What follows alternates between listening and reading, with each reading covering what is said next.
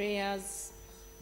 Almighty God, who in your infinite wisdom and providential goodness has appointed the offices of leaders and parliaments for the welfare of society and the just government of humanity, we beseech you to look upon with the abundant favor these your servants, whom you've been pleased to call to the performance of such important trusts in this land.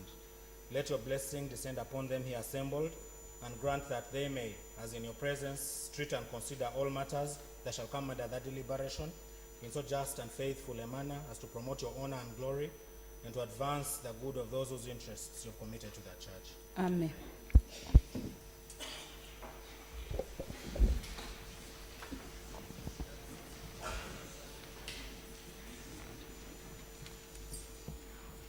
Item number 1 on the order paper, communication from the chair.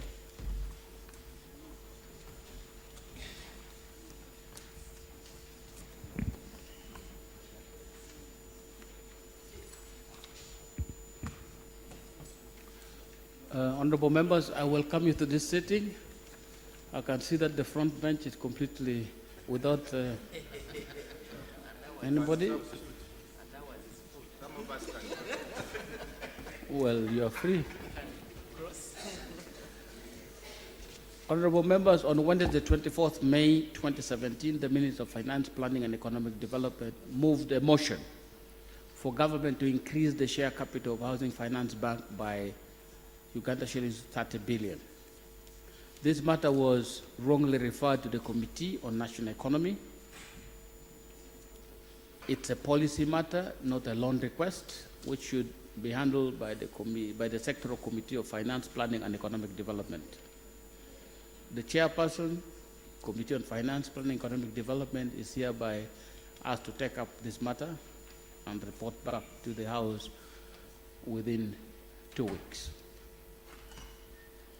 Honorable members, as you may recall, this House designated members to sectoral committees in accordance with Rule 175(1) of our Rules of Procedure. In line with the above, I wish to bring to the attention of the whips the provisions of Rule 176(1) of our Rules of Procedure, which provide that a sectoral committee shall consist of not less than 15 and not more than 30 members selected from among members of Parliament. The record from the Office of the Clerk indicate as follows. 1, the Committee on East African Community Affairs has only 11 members. That means it's undersubscribed by 4 members. 2, the Committee on Physical Infrastructure has 35 members. That means it's oversubscribed by 5 members. 3, the Committee on Agriculture has 31 members, oversubscribed by 1 member. Committee on Natural Resources, 34 members, oversubscribed by 4 members. And finally, Committee on National Economy has 36 members. That means also the upper limit for standing committee is 35. That means 1. This is therefore to ask the whips to urgently address this matter so that the above mentioned committees are properly and fully constituted. Honorable members, we are trying to reactivate some provision of our rules that have not been very active, and that is the rule on questions for oral answer. Some of the matters that you have come to the Speaker to raise it as urgent, important matters, we have actually found that they are not urgent and could easily be addressed as questions for oral answer. And from tomorrow, we'll be listing these questions, at least 4, every Thursday to start the business. And I'm glad that some questions that were asked last week have their answers ready for presentation tomorrow. That is the way we are going to proceed, and I am going to make sure that this is enforced properly. Questions asked by Member for Kasonji is ready, and other questions asked by other members are ready for answering tomorrow. So members, take note, if your question is one of those that are ready for answer, by now you should have received a copy. Please be there. And if you're not there, kindly designate a member who will ask these questions for you. Thank you.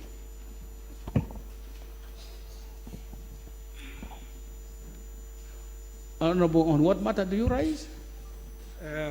It's a procedure issue, Right Honorable Speaker. Procedure? Okay.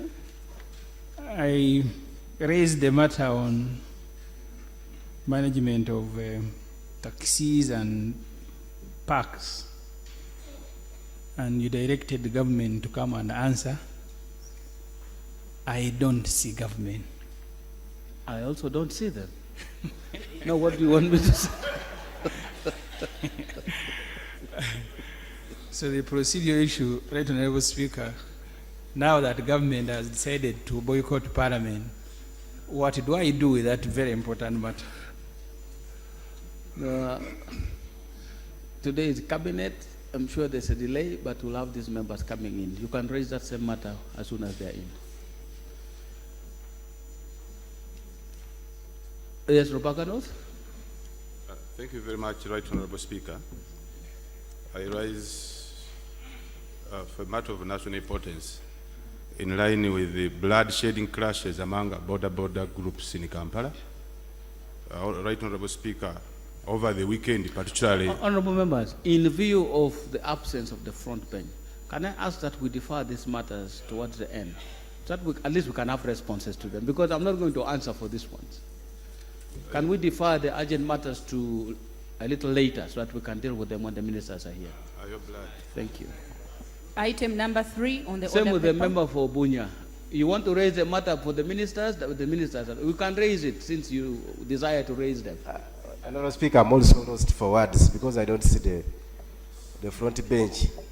And Next item. Item number 3 on the order paper.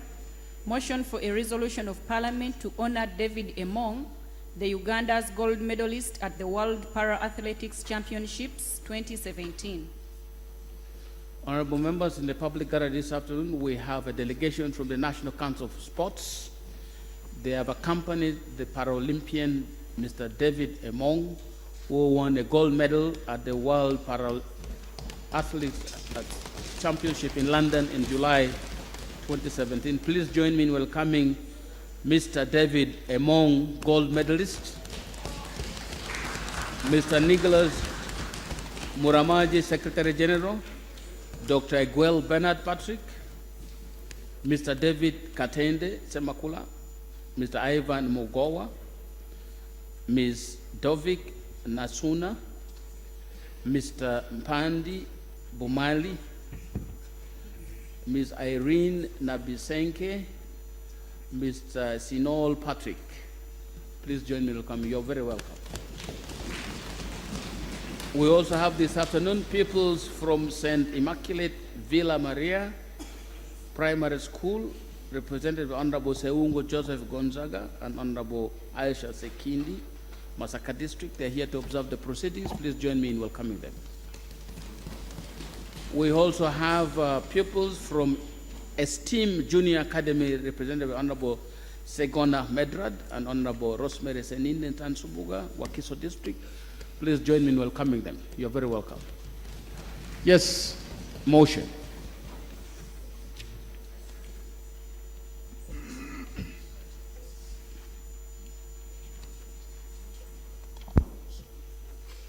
Thank you very much, Right Honorable Speaker.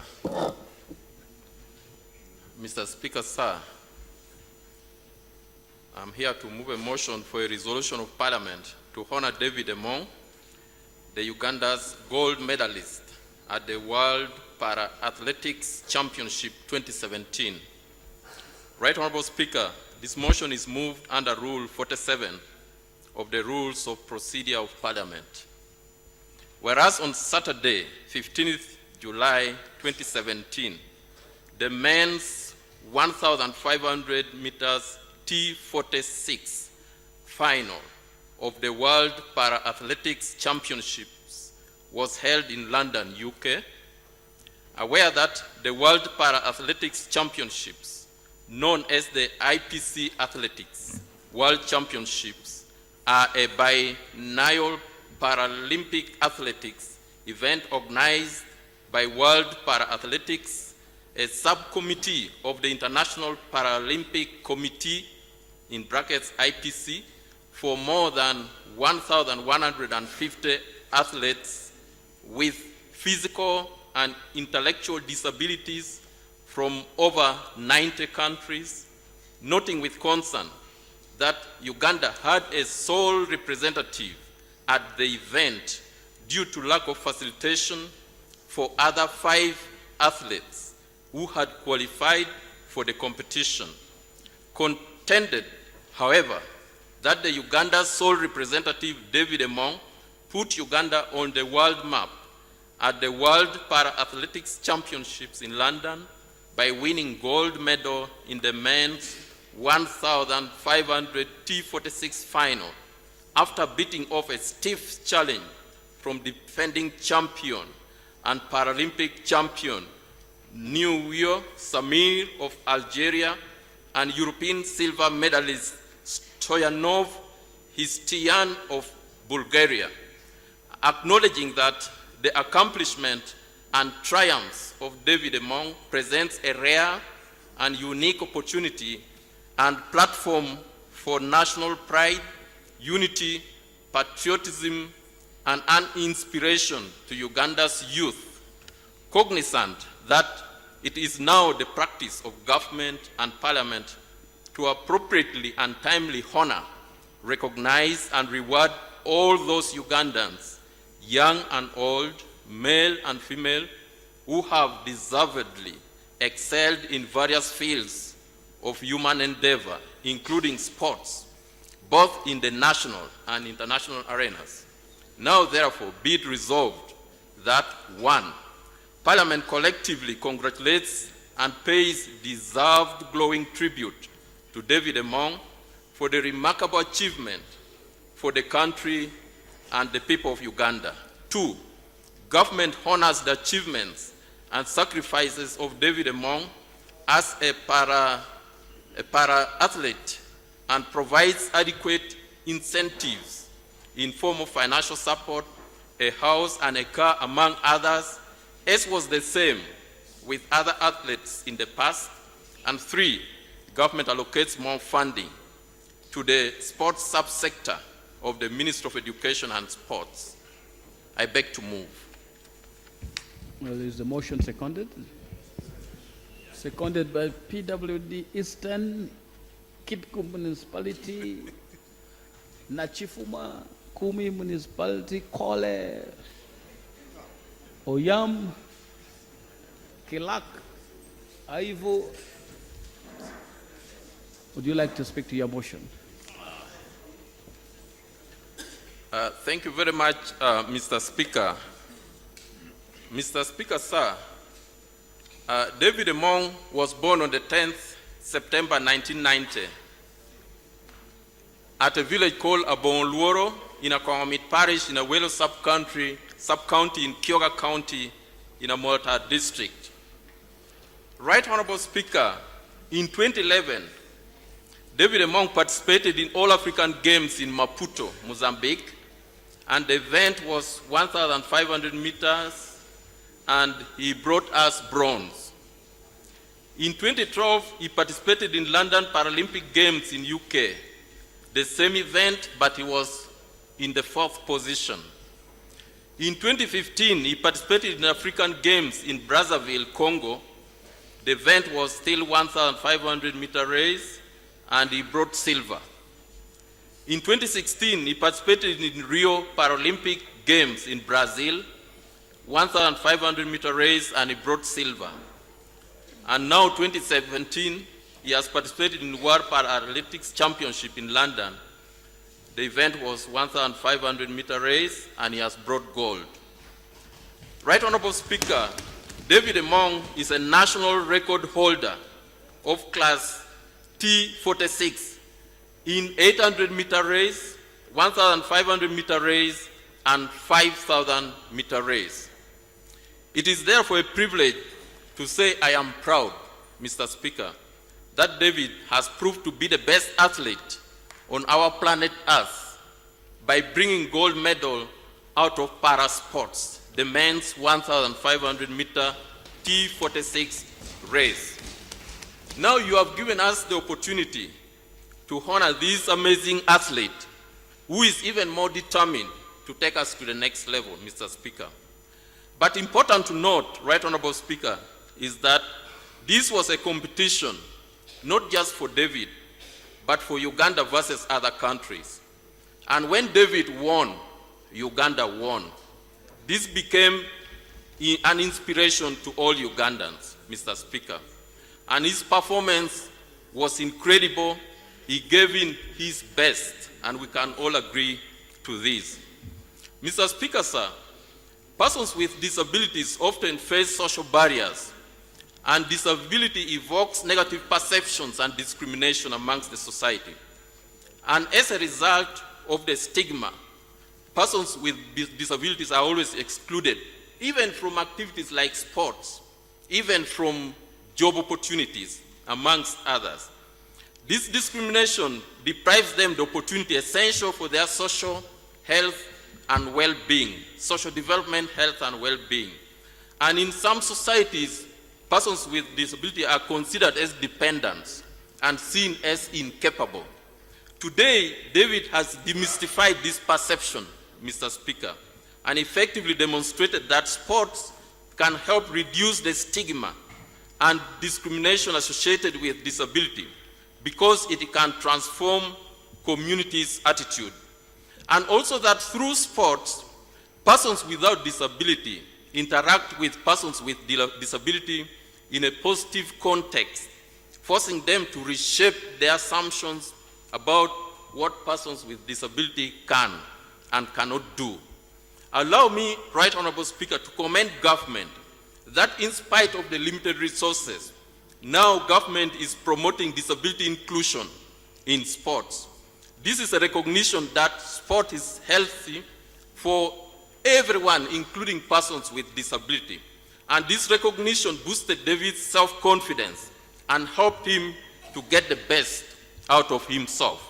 And with this now, we are only left to have an emphatic policy on disability sports so that we can effectively scout out potential Paralympic talents, of course, after reducing and probably eliminating the sport-specific barriers. There are barriers which are environmental in nature. Some of them are structural, some are systematic, others are social and personal, that prevent persons with disability participating in sports. And only then will inclusion of persons with disability in sports be a total reality. But, Right Honorable Speaker, significant levels of achievement motivation is an important psychological variable in achieving high levels of international competition. Today we are celebrating the first gold medal brought in by David. I am requesting government, of course I don't see anybody in the front bench, but Right Honorable Speaker, allow me request government to support David, because we have a world record of 3.46.51, 3 minutes, 46 seconds, and 51 microseconds. This is the world record at Paralympics. But this time round, David was able to run 3 minutes, 58 seconds, and 36 microseconds. We want to see David break this world record. He is left with only 8 seconds and 15 microseconds to break this world record. So I am asking government to find a way of supporting David so that David can be able to break this world record in the next Paralympic Games. We also have Commonwealth Games that will be in April 2018 in Australia.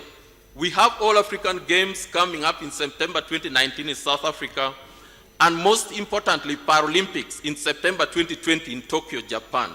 And all these will require immense support from government in order for David to bring us the medals that we desire. Allow me mention that in 2012, the President announced a presidential token of appreciation while meeting the Uganda Athletics Federation. And in this announcement, he was very specific that in all African Games, Commonwealth Games, World Championships, and Olympic Games, whoever brings gold to Uganda shall have 5 million as a token. Of course, this was perceived to be a monthly token. And whoever brings silver would have 3 million. Whoever brings bronze would have 1 million. Right Honorable Speaker, this token of appreciation is currently being given, but it's not regular. It's my appeal that the token be given to these champions on a more regular basis. And now that David has brought gold, it's also my appeal, Right Honorable Speaker, that David be upgraded from bronze that he has been getting to gold. Right Honorable Speaker, David is now a mature person. He was born 27 years ago. He has a bachelor's degree in industrial arts and design of Kampala University, which he attained in March 2017. It is also my humble appeal that he needs a job. He needs a residential house that befits his status, like other people got in the past, other athletes got in the past. He also needs means of transport, preferably a vehicle for ease access of training venues and facilities. When they go training in Kapchora, Mr. Speaker, there is an high altitude training area and there is also a low altitude training area. These are two different places.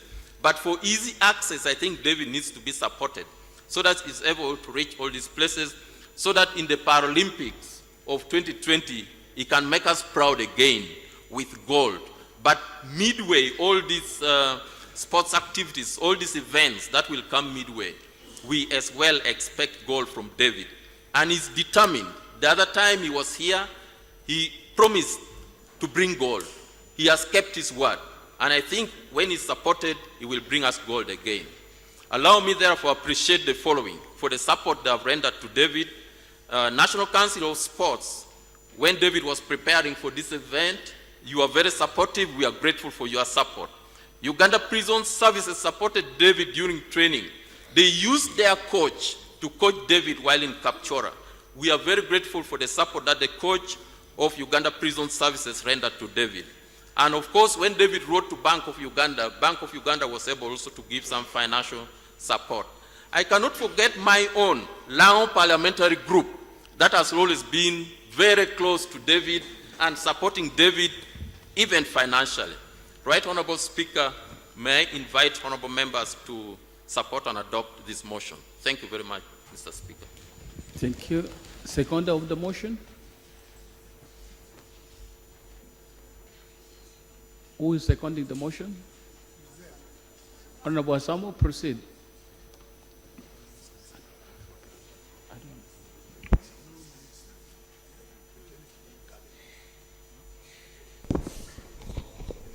Thank you, Right Honorable Speaker.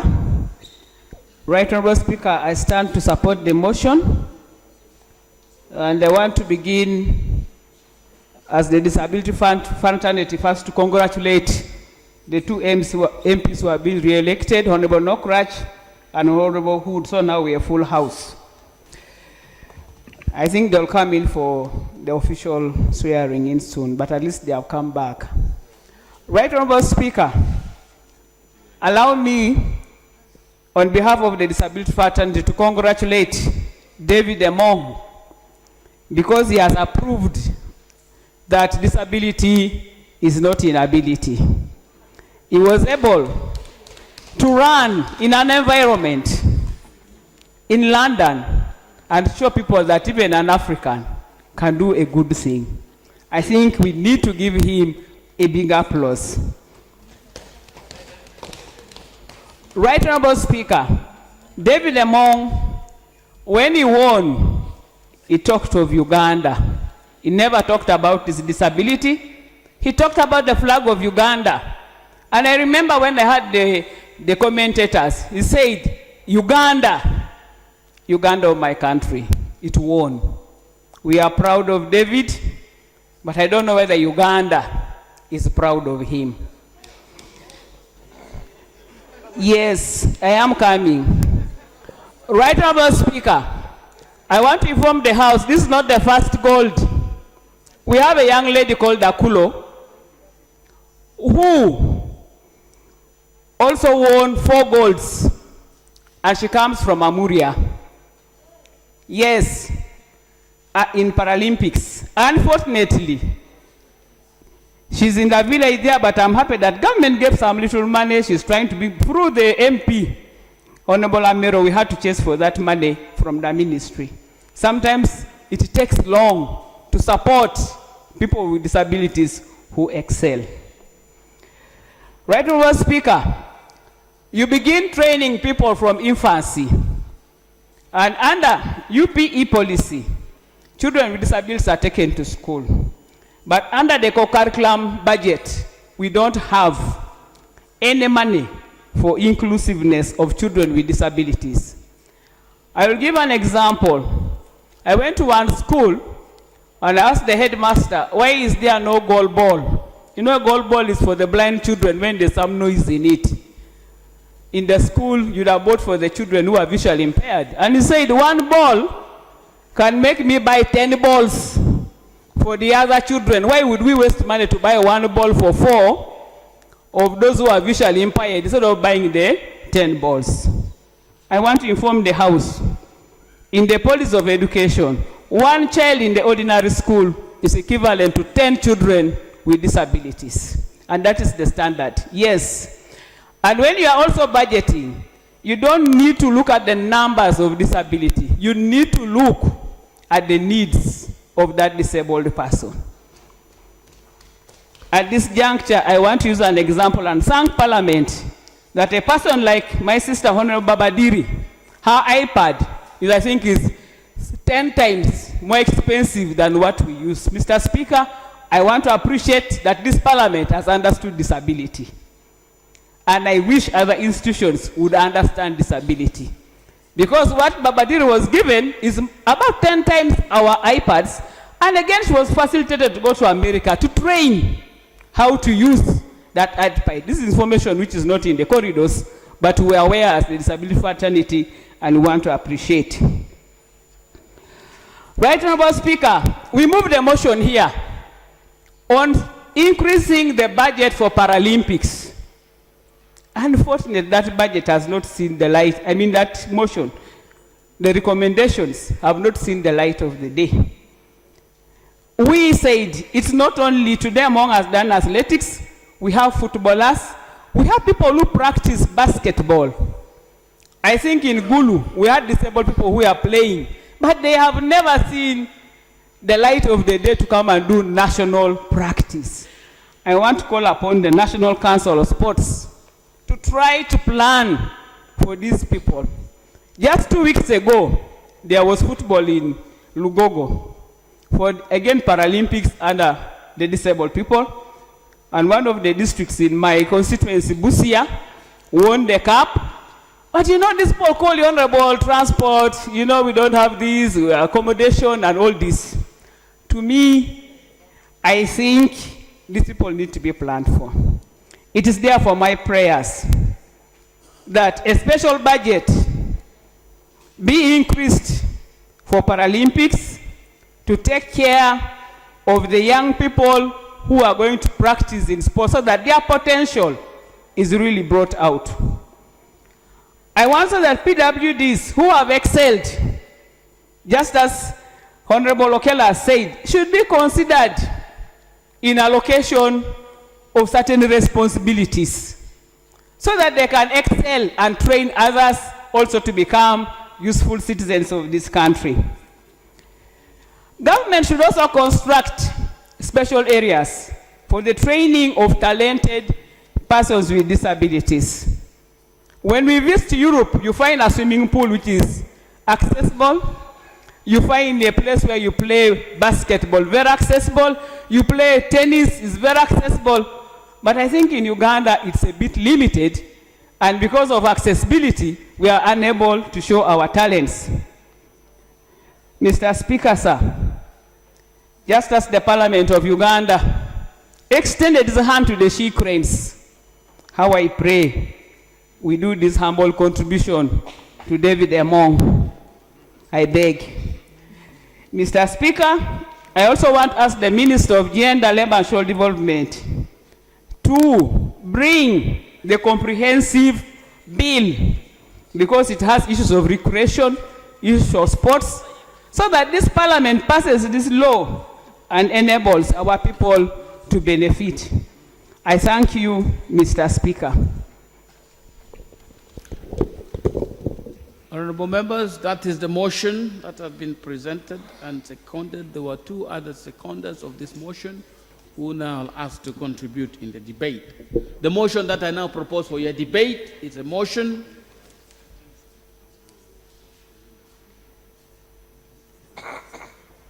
to honor David Emong, the Uganda's gold medalist at the World Para-Athletics Championship 2017, and specifically that Parliament collectively congratulates and pays deserved glowing tribute to David Emong for the remarkable achievement for the country and the people of Uganda. Two, government honors the achievement and sacrifices of David Emong as a para-athlete and provides adequate incentive in the form of financial support, a house and a car, among others, as was the same with other athletes in the past. And three, government allocates more funding for the sports sector of the Ministry of Education and Sport. That is the motion for your debate, and the debate starts now. Each member taking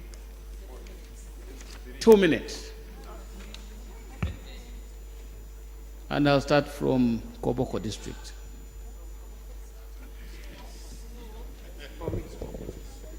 Okay. Is it fine? Okay. Thank you, Mr. Speaker, for giving me this opportunity. Mr. Speaker, I would like to congratulate David Emong for his wonderful performance.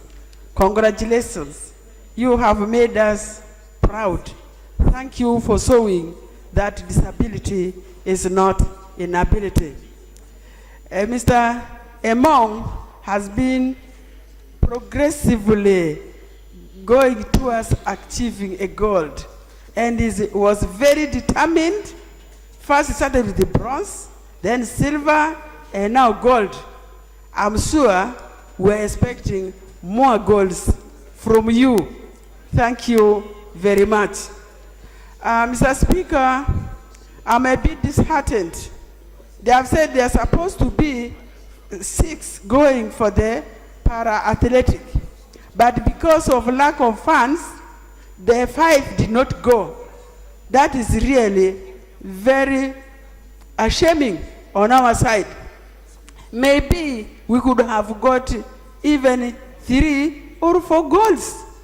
I think we Ugandans should be serious. When our young men and women have shown some talents, we need to encourage them so that they can be delivered as Emong has done. I hope in the future we shall not let persons with disability down, those who could perform and they could not go. Mr. Speaker, persons with disability can do all sorts of games, but unfortunately in schools they are not given the opportunity. The blind persons, when the rest are playing, they cannot play because they don't have the facilities. Even the physically handicapped, they will say, this one cannot run. And then given the opportunity, they can run. The same with the deaf people. Deaf people are very good people, runners, and also they are very good in football. So we need to support the sports of persons with disability, so that we can achieve more. Mr. Speaker, Emong is still going on to get more silver.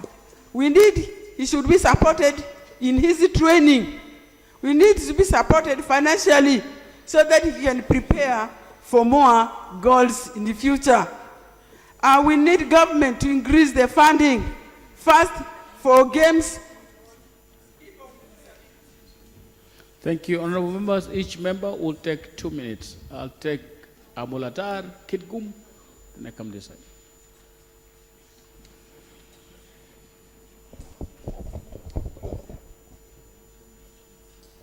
Thanks so much, Honorable Speaker and the August House. First and foremost, I want to thank Mr. David Emong purely for keeping his promise for the country Uganda and standing by your word. It's always one thing to make an achievement, and it's a different thing or another to keep the acceleration and keeping the fire burning is what makes me stand here to say congratulations and thank you so much, my brother, David Emong. Right Honorable Speaker, this is the second time that we are proud of Emong, and at a much more higher level.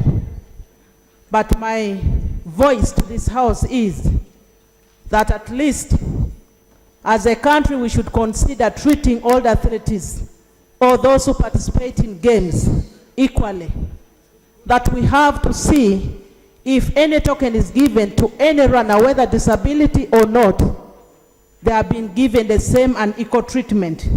And much more so, I'm adding my voice to say, especially disabilities should be given special training, and more so on Emong David's issue. If you to follow all that he has been doing, you tend to see that he does it single-handedly. But if government can come and put in a more little effort, most of which is to take up his training and care, you would realize that he could have even achieved this goal in the past years, not today. But since he does it as an individual, and this is the same issue when it comes to all other athletes and sportswomen and men in this country, at least let us all have our voice put together, that our athletes and also our games, sports, women and men. Kitkum. Thank you very much, Right Honorable Speaker. Right Honorable Speaker, I support the motion. As a Vice Chair of the Committee of Gender, Labor and Social Development, where the issues of people with disability falls, we congratulate David Emong for his outstanding performance. You have made us proud, and indeed, disability is not inability. Right Honorable Speaker, in the motion, the request for help for our outstanding performers, including David, has persisted. Indeed, they are deserving, they have made us proud. But as Parliament, we cannot subject our heroes to handouts. This Parliament should make a firm stand that we make provisions as a motivating factor for outstanding performers. That we have a package for people who win gold medals or silvers in whatever outstanding performance, so that it becomes also a motivating factor for others who look towards making an effort to make us proud. But for us as a country to reap where we have not sown, I think this is a shame to we legislators. David went all the way to deliver, to make us proud, to lift the flag. Should everybody who struggle be left on their own and we just come to own them when they perform? I think we need to learn from such performance that all efforts in this country, especially sports, must be made a priority, and government should budget for that activities.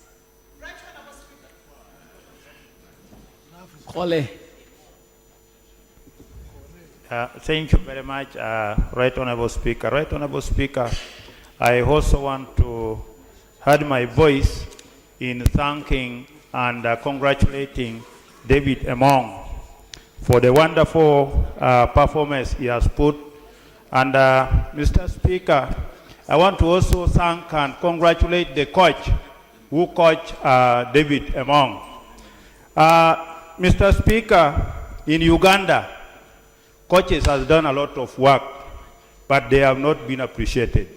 As we talk now, Mr. Speaker, our Uganda Crane coach is going under a mysterious circumstance, which actually the coach has taken Uganda to another step after decades.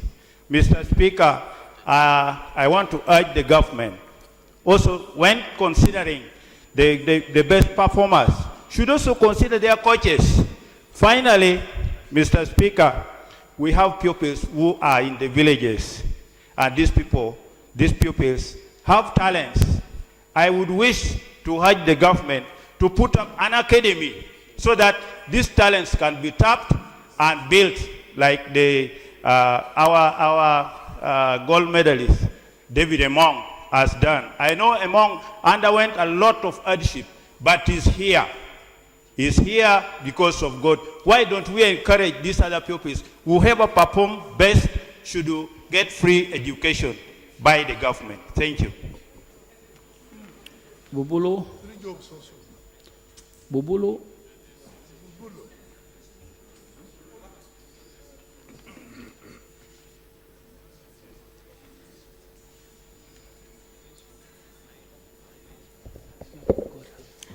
Thank you, Right Honorable Speaker.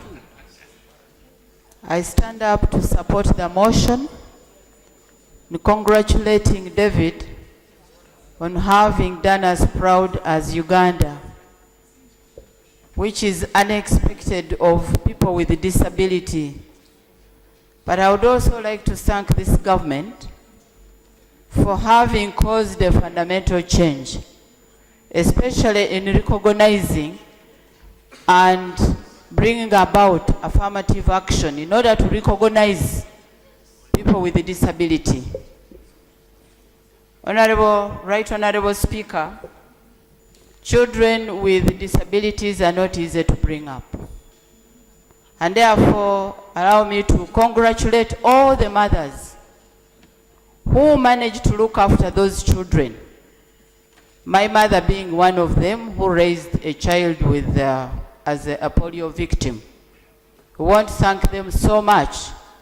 Many men, except those who are here, run away and they discriminate against those children. But the mothers suffer with their children until they bring them to make Uganda proud, like David has done. I thank them so much.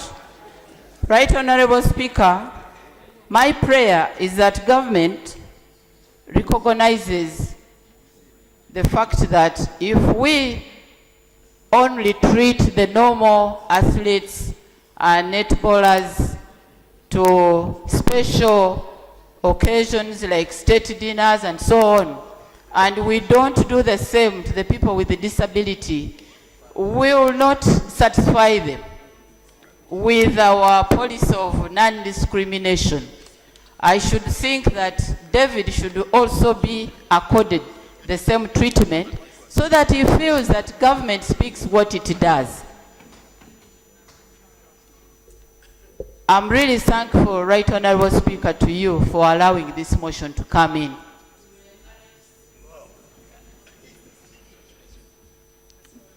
Tororo County North.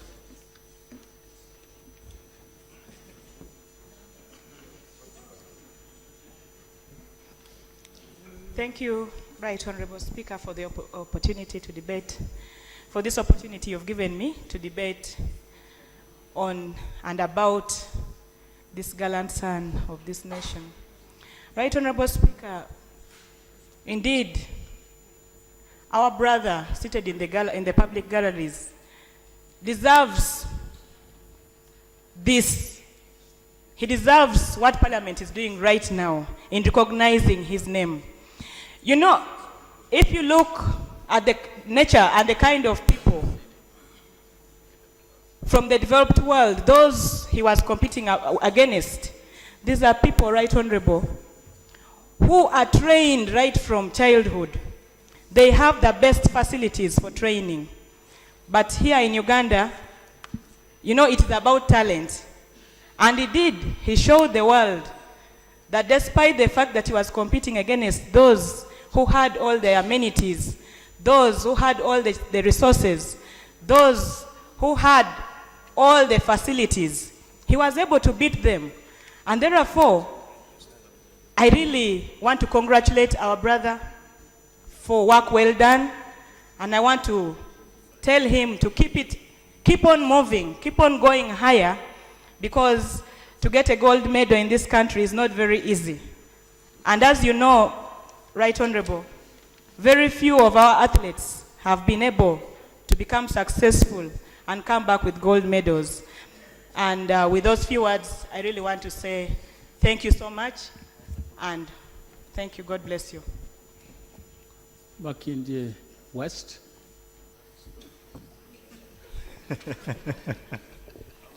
Thank you, Mr. Speaker. I would like to thank Honorable Okello for that great motion you've brought in front of us today for discussion. I would also like to congratulate Mr. Emong for that great performance that he exhibited while in London. It was great indeed, and having a gold medal for Ugandans, it caused great excitement on that day. For those of you who watched him on TV, you saw the excitement from here and all Ugandans who watched it live in London. Mr. Speaker and Parliament, we should find out a way of seeing how these commitments made by ministers can be put in action. The other day, the Minister of Sports, Honorable Bakabulindi, was here and committed himself. In fact, it wasn't the first time that government resolved to give a monthly salary of 5 million shillings to any Ugandan who goes outside Uganda and he brings a gold medal. I would like such to happen to David Omong, because he has brought a gold medal from the international scene. The World Para-Athletic Championship are equal to the World Athletic Championships. The ones that Kiprotich won, it is the same thing this side in Paralympics that David Omong has won. And it is not the first time. The other time he brought silver from Olympics. Today he's bringing gold. So through you, Mr. Speaker, can you ask for commitment from one of the ministers here on behalf of Mr. Bakabulin? Because for him, when we are discussing about sports, he's not around. This is the fourth time he's not attending, well knowing. Honorable members, in the public gallery this afternoon, we have pupils from St. Patrick Nursery and Primary School, represented by Honorable Segona Medad and Honorable Rosemary Seninde. I think they have left. Please join me in welcoming them. In the VIP gallery, we have a delegation from the Parliament of Zimbabwe on the Committee of Finance and Economic Development. They're here to interact with this parliament and see what they can pick from here, and also ask what we can pick from them. Leader of delegation, Honorable Melody Ziwa. There's Honorable Godfrey Beremaro, Honorable Abenego Bebe, Honorable Edson Gumbo, Honorable Martin Kumalo, Honorable Dr. Samson Mukanduri, Honorable Prince Banda, Honorable Brian Suma, and Mrs. P. Ntwetwa, who is a research officer. Please join me in welcoming them. You're very welcome. Kazo County.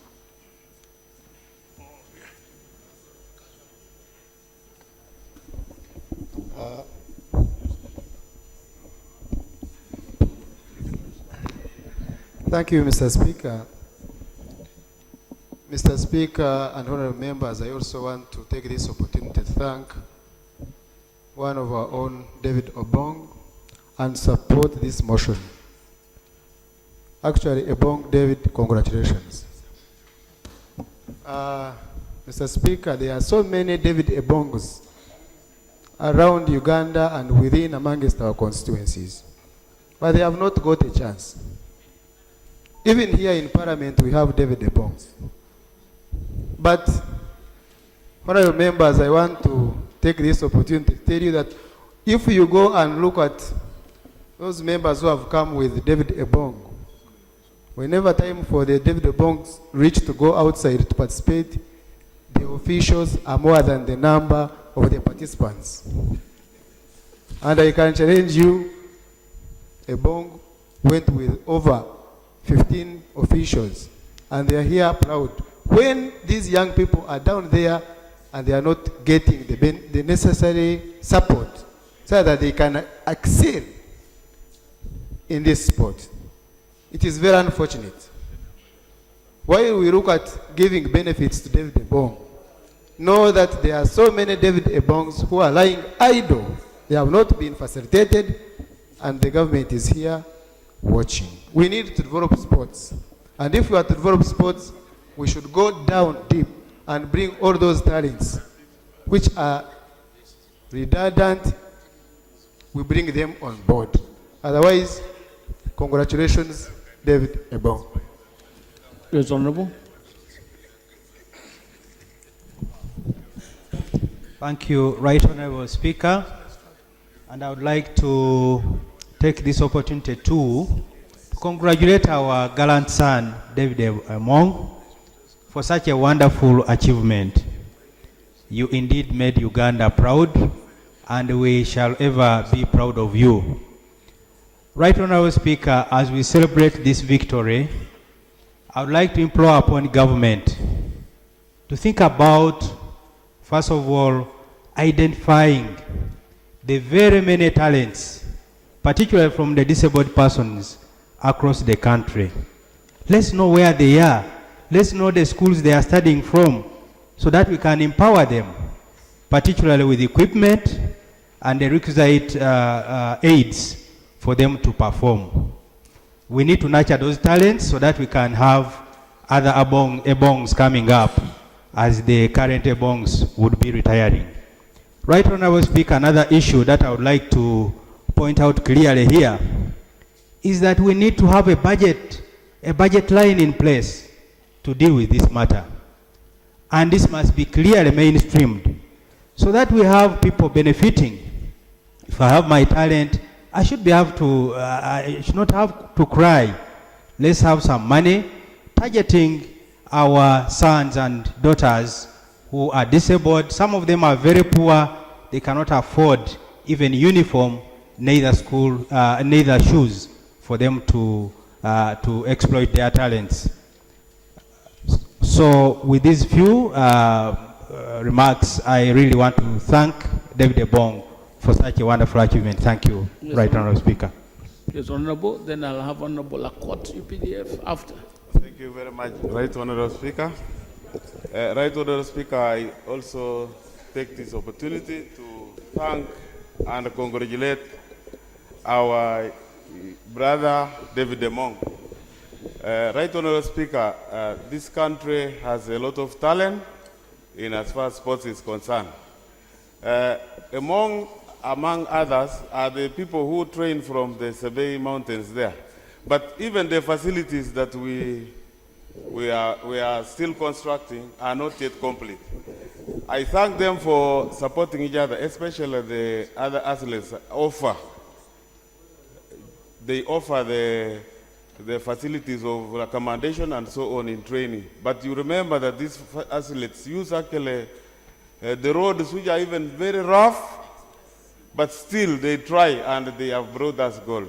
I thank Ebong and his colleagues, and the government this time has also been supporting sports of racing, and we are really happy as a country, and I think the spirit should continue. Thank you, Right Honorable Speaker. Honorable Akot, UPDF. Thank you, Right Honorable Speaker. Right Honorable Speaker, I want to join the rest of the members in congratulating David Ebong for the work well done, that is holding the Uganda flag high. Right Honorable Speaker, it was until 2012 that I came to know that people with disabilities can participate in sports. Because as UPDF, we have a whole chieftaincy of people with disabilities, but without inabilities. That's when, in 2012, we had to go look for the sports equipments for people with disabilities, and we found them around Chambogo, and we took down to Mubende. Right Honorable Speaker, The likes of Emong, who is a gold medalist, can only have the favor of government to encourage them to bring for us more gold medals. The likes of Kiprotich and others, those can be incorporated in the forces and they benefit double way or double. But a person like Ebong and others who are out there need support from the government. I'm very sure Ebong struggled on his own, and maybe with support from well-wishers, that has made him bring this gold medal, and we are celebrating as Uganda. He's not celebrating it as a Hmong. So, Right Honorable Speaker, it's an appeal to the National Council of Sports to go down to Mubende and get these soldiers who are always training, but they don't have a way out. If they could tap those talents, we could have gold medals, even in games. We wouldn't be having only from sports or from one person like a monk. If we get in these soldiers who are already training.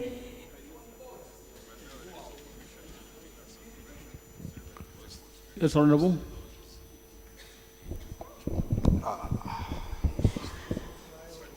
Thank you, Right Honorable Speaker. I'm Francis Mukula, Agule County. First, I want to support the motion and then congratulate Emong and Uganda at large. In our language, Emong means a real bull. Congratulations. One thing is that I would like to urge government to find mechanisms of really aggressively getting funds and getting out to regions. There are so many talented people, even better than Emong. There are so many. So we really need to smoke out these talented people in the rural areas. You know? Right now they are just gambling, playing cards, but they are better than Emong. So all what I'm saying is just to urge government to allocate funds and we get more talented people in the villages. Point of order. And we have a fantastic team in Uganda. Point of order. I beg to submit. Thank you so much, Mr. Speaker. Mr. Speaker, we all know that gold is the best. And for an honorable member to stand during his submission and say that there are people who are better than David Emong, and yet we know that gold is the best. I don't know which yardstick he's trying to use to achieve the word better or the best. Is it therefore in order to diminish the success and demean the success that Emong has brought to this country and to the disability fraternity? Is it in order? Honorable Mukula, gold is the best. Just in case you did not know, just know that gold is the best. Can I have a member for...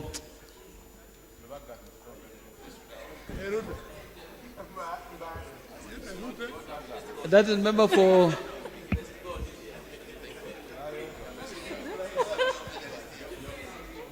for Queen District.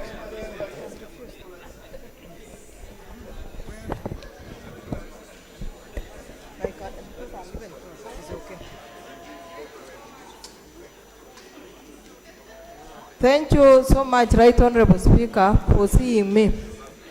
Right Honorable Speaker and honorable members, I stand to support the motion and to thank Mr. David Emong for this achievement. David, I stand on behalf of the people that I represent, Queen District, Sabay Sub-Region, and on my own behalf to congratulate you. Right Honorable Speaker, we in this house and all over the country do now realize that sports is something, an activity that really brings us together. We have in this house had very good recommendations, Right Honorable Speaker. But the major problem that we have has always been implementation. Right Honorable Speaker, we have this commitment by the government that we pay, we give those that bring medals to this country 5 million for a gold medal, and then the others 2. Right Honorable Speaker, as we talk now, it is actually a surprise even to me to realize that even a monk, after having brought the silver, has not been getting these monies. We really want to call upon government to fulfill its pledges, its commitments. Right Honorable Speaker, I stand also to inform the House that even this commitment, that one of the Kiprotich that we know, is not even fulfilled to its requirement. It is at times given, at times it is not also given. These people have been moving around even trying to pressurize government to fulfill its commitment. Right Honorable Speaker, I also want to talk about the budget. We know that in any investment, if you want to achieve the greatest, it will depend on how much you invest. So we need to invest more. Noya District. Thank you, Right Honorable Speaker. I want to join the House in congratulating David Emong for bringing for us gold, another gold. Mr. Speaker, sports is not easy, particularly in this country, because you have to survive by chance. Then when you win, everybody joins in to celebrate. Mr. Speaker, it's not very easy for a person like a monk to bring for us gold. That's why we really have all the reasons to thank him. Mr. Speaker, David Emong, like other Ugandans who got also gold before, I want to bring to this House the issue of a lady. I think the first woman to get gold medal in this country was called Judith Ayar.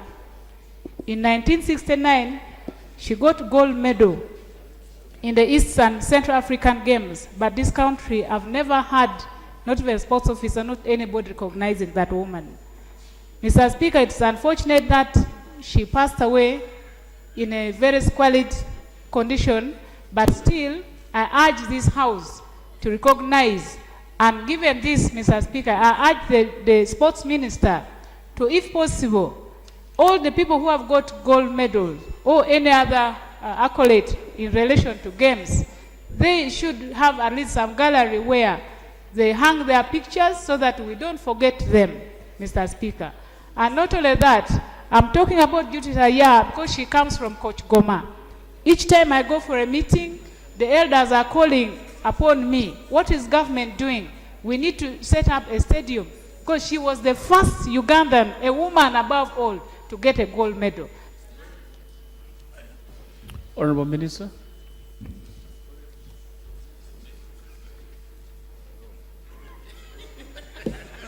Thank you very much, Right Honorable Speaker.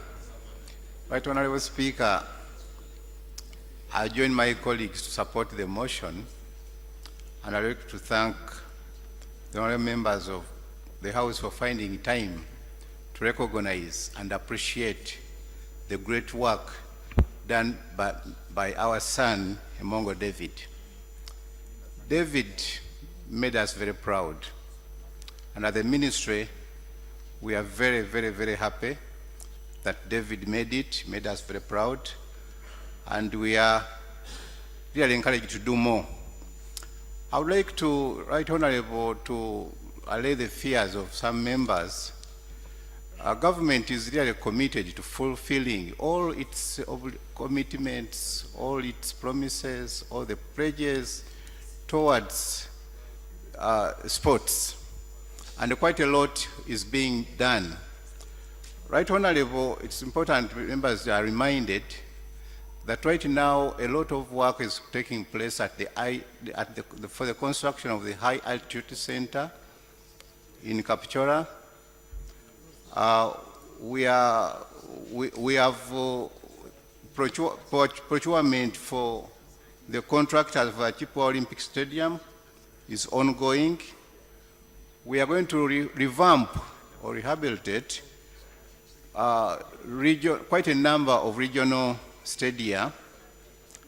And of course, in addition to this, there are quite a number of sporting activities that are going on in the districts at regional level as a way of bringing and supporting all these talents. So Right Honorable Speaker, I just wanted to say thank you very much, David. And Procedure. Procedure. Thank you, Right Honorable Speaker, Honorable Minister. I've risen on a point of procedure. The Minister has just mentioned in a callous way the commitments, the fulfillment of commitments and promises. Did you say callous way? Casual way, okay. Right Honorable Speaker, wouldn't it be right for the Minister here to bring to this House the list of all the promises and giving us the progress so far made in regard to their fulfillment, so that this House and the public out there can appreciate the commitment, the level of commitment, and where they have fallen short, so that we can examine together and improve and give way forward that improves the participation of our young people in the sports and games sector. I thank you. The Minister was proceeding correctly because he is contributing on a debate on this motion, not some general ministerial policy statement on this subject. Honorable members, please, you are not done. Please finish. Thank you very much, Right Honorable Speaker, for the wise ruling. I just wanted to conclude by saying a very big thank you to whoever has contributed. I've taken note of the issues raised, and definitely something will be happening very soon. Honorable members, I now put the question to this motion to honor David Emong, Uganda's gold medalist at the World Para Athletes Championship 2017, and particularly that Parliament collectively congratulates and pays deserved glowing tribute to David Emong for the remarkable achievement for the country and the people of Uganda. And two, government honors the achievement and sacrifices of David Emong as a para-athlete and provides adequate incentives in form of financial support, a house, and a car, among others, as was the same with other athletes in the past. And three, government allocates more funding to the sports subsector of the Ministry of Education and Sport. I put the question to that motion. Will those in favor tie to the contrary? No. The ayes have it. And also recognize the presence of Mr. Omara Apita, who is in charge of sports in the Ministry of Education. Next item. Item number 4 on the order paper. Right Honorable Speaker, thank you very much. In the public gallery this afternoon, we have pupils from Children's Corner School, represented by Honorable Nsereko Muhammad and Honorable Nabila Sempala, Kampala District. They're here to observe the proceedings. Please join me in welcoming them. You're welcome. Procedure. Thank you very much, Right Honorable Speaker. We had several matters of national importance. Next item. And you had promised that when the government... Next item. Item number 4 on the order paper. Motion for adoption of the proposed amendments to the Rules of Procedure of Parliament of Uganda. Thank you. Honorable Gallo, where are we?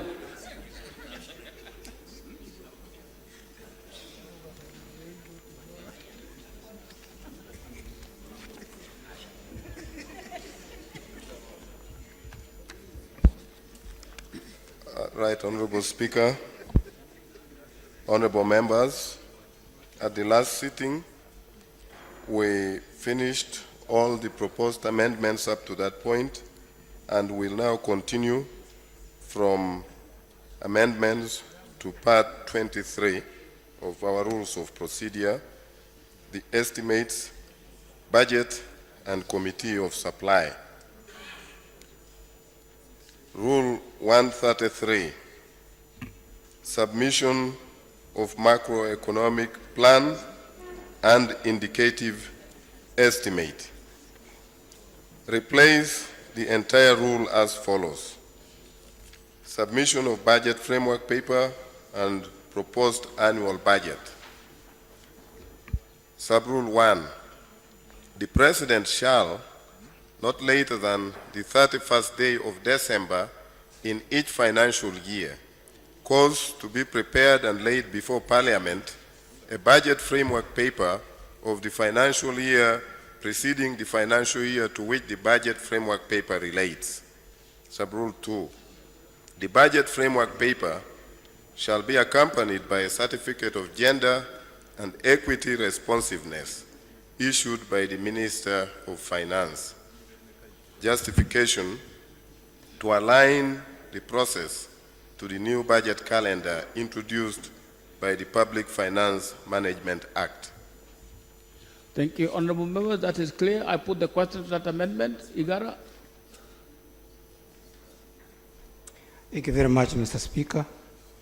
Mr. Speaker, that amendment looks good, but it's dropping a very key aspect of our responsibilities. Under Article 155 of the Constitution, Parliament is required to receive and examine medium-term plans, and this is under the development plans of the country.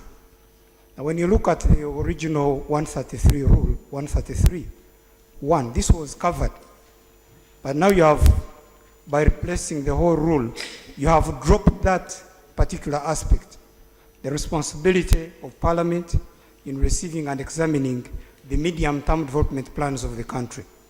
Mr. Speaker, I beg that we reinsert this section. Okay, is it in the new act? Right Honorable Speaker, if the Honorable Member had read through the changes to the rules from 133 to Rule 138, he would have noticed that that process is actually captured. Okay, can I put the question to the amendment? I put the question. Will those in favor say aye? To the contrary, no. The ayes have it. Next.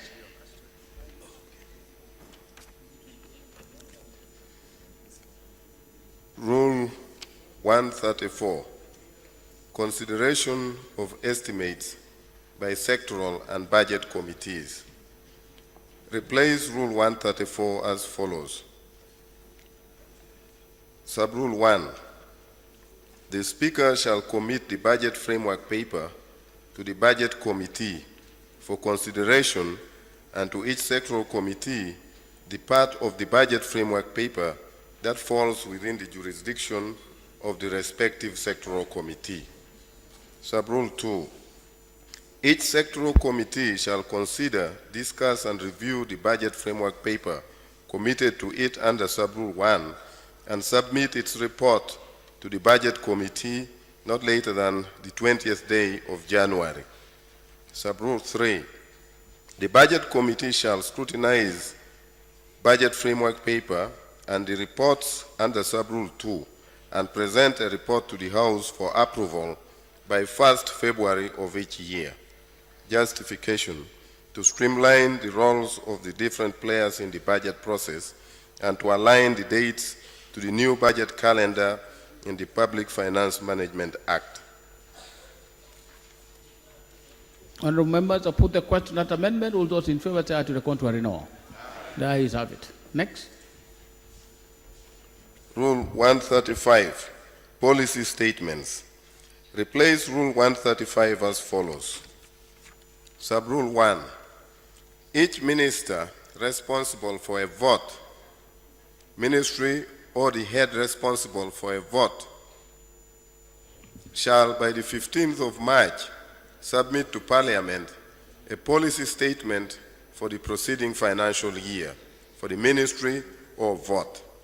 Sub-Rule 2, The policy statement made under Sub-Rule 1 shall be in a form prescribed by the Minister responsible for finance and shall contain the following. A. The achievements of the vote for the previous financial year. B. The annual and 3-month work plans and outcome, the objectives, outputs, targets, and performance indicators of the work plans and outcomes. C. The annual procurement plan of the vote. D. The annual recruitment plan of the vote. E. A statement of the actions taken by the vote to implement the recommendations of Parliament in respect to the report of the Auditor General of the preceding financial year. F. The cash flow projections of the vote. G. A certificate of gender and equity responsiveness. H. Vehicle utilization report. And I. The asset register of the vote. Sub-Rule 3. The policy statement submitted under Sub-Rule 1 shall be committed to the sectoral committees within their respective jurisdictions for scrutiny and report to plenary. Justification: to align the rules to sections 13, 14, and 15 of the Public Finance Management Act, and to introduce an action of what happens to the policy statements when they are submitted to Parliament. Honorable Chair, I don't have my copy of the, have you taken care of the alternative policies in another provision, or it's supposed to be in this one? It's in another provision? Yes, Budadiri. Thank you very much, Mr. Speaker. Mr. Speaker, from what I'm saying, we're trying to assess what the ministry has done in the previous period and what it owns. But when you look at I, you're talking of the asset register, but you have not talked about liabilities. What I wanted to put after I, add J, that all the loan portfolios falling in that ministry. The justification and the utilization. The justification is find out how much that ministry has got, and of what it has got, how much has utilized, and what is outstanding. This is also to do an assessment on that ministry. Chair, Honorable Minister. Thank you, Mr. Speaker. I want to remind Honorable Nandala Mafavi that we do submit a separate report to this House regarding the loan portfolio.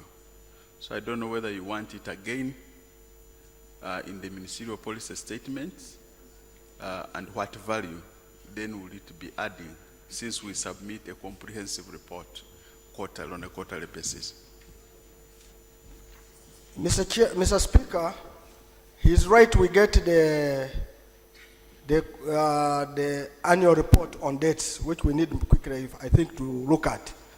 But this is the Ministry of Finance, which brings that to our indebtedness. In other words, you're proposing for a sector-based report, so that we assess every sector, and I'm even helping the minister so that he can even quickly know which ministry is using, not using, and its performance. In fact, you should have thanked me for having brought such a suggestion for you. Chair. Right Honorable Speaker, the committee has no objection to the member's proposal, and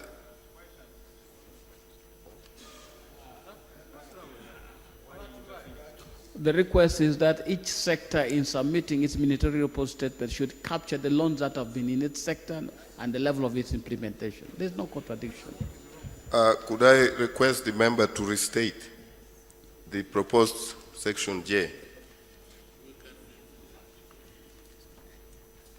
Mr. Speaker, and the chairman of the committee, I want to, and members of parliament, and the Minister of Finance, I want to state that we add J, that we have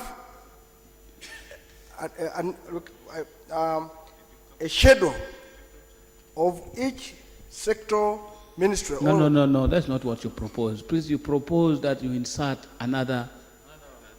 Insert J to capture the loans portfolio in each sector, showing its utilization, what is outstanding, and... No, showing its utilization is sufficient. Okay, thank you. That's enough.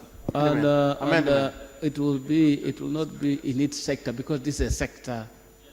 Well, that will be, it is based on the sector. Based on the sector, yes, yes, already based on the sector. So can you capture it properly, please, so that if there is any proposal, that it should include an item that captures the loan utilization. Yes, no, yes, because it's a ministerial policy statement. They cannot respond on another vote. Yes. Yes, is that okay, Chair, please? Right Honorable Speaker, we propose a new subsection J, which would require the policy statement to contain the loans utilization of the vote. Yeah. Is that okay? That's sufficient? Yes, Honorable Juko. Yes, very much, Mr. Speaker. I'm rising to seek clarification on 2A, which says the achievements of the vote for the previous financial year. The clarification I'm seeking, are they going to tell us what they plan to do and how they use the money? Because sometimes what happens, we appropriate money for certain activities and we cannot tell whether that money was used for that those particular items we appropriated the monies for.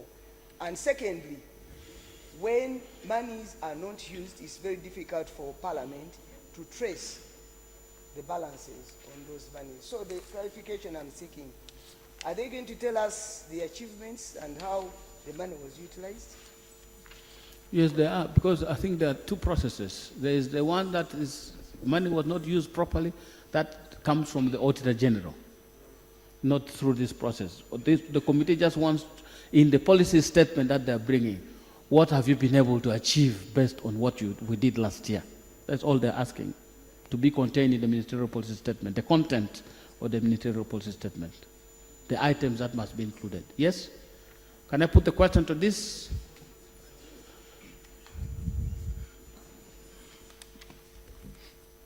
Right Honourable Speaker, I need some help from the chairperson of the committee. The rule we've just passed, 134, consideration of estimates by sectoral and budget committee. Under this rule, the Speaker will submit the budget framework paper to the budget committee, but also the portion of the same budget framework paper to each sectoral committee. And accordingly, the sectoral committees will report to the budget committee. The rule we are considering now deals with policy statements. I have each year read the budget framework paper. It contains the same information that is in the policy statements. In fact, committees end up doing the same work twice. When you deal with the budget framework paper and you make a report, now there is a requirement to do the same thing and then report to the plenary. So the clarification I am seeking from the chairperson is whether he doesn't see us repeating the same thing, ending up wasting the time of Parliament. Because under the budget framework paper, you're actually dealing with the figures and policies. Then policy statements are also broad, and then you do the same thing. Is this statutory that we must repeat this exercise in this format? Yes, it is. It is statutory. It is in the Public Finance Management Act. That's where it is. They're replicating the provision of that act. Can I put the question? Yes, Honorable Minister. I wanted to add on the list of the requirements, since we have included the loans, to also look at the liability side and particularly have a statement of domestic arrears per sector. Okay, Chair. Can I handle this, Honorable? Yeah, on the domestic area.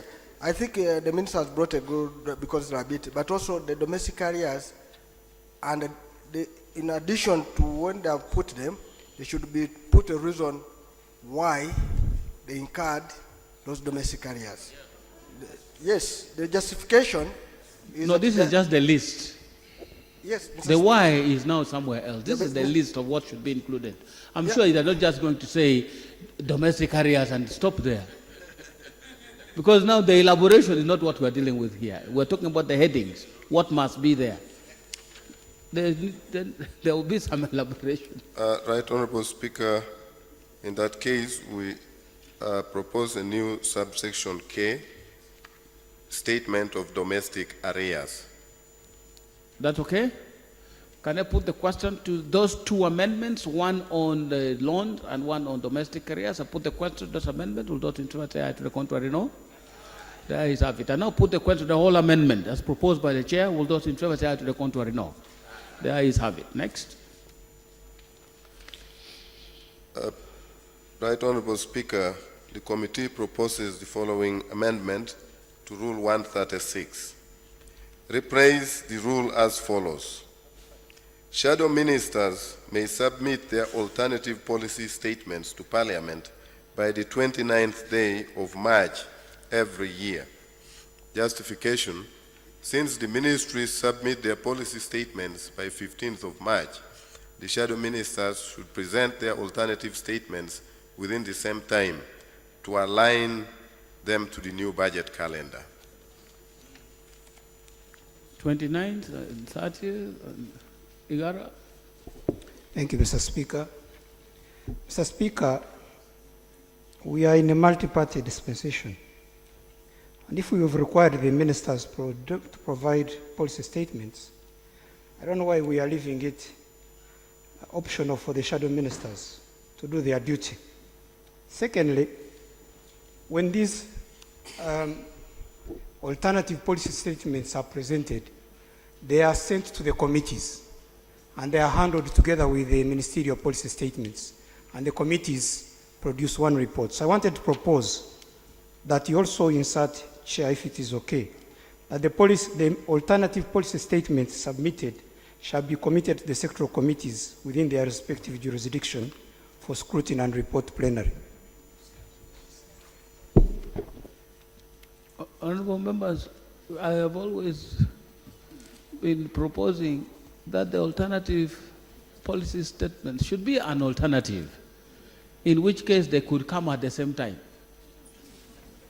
rather than a critique of the ministerial policy statement. It should be a policy statement from the government in waiting. In other words, they should be ready to propose a policy on the sector, rather than wait and write a critique, in which case we should receive them on the same day and send to committee.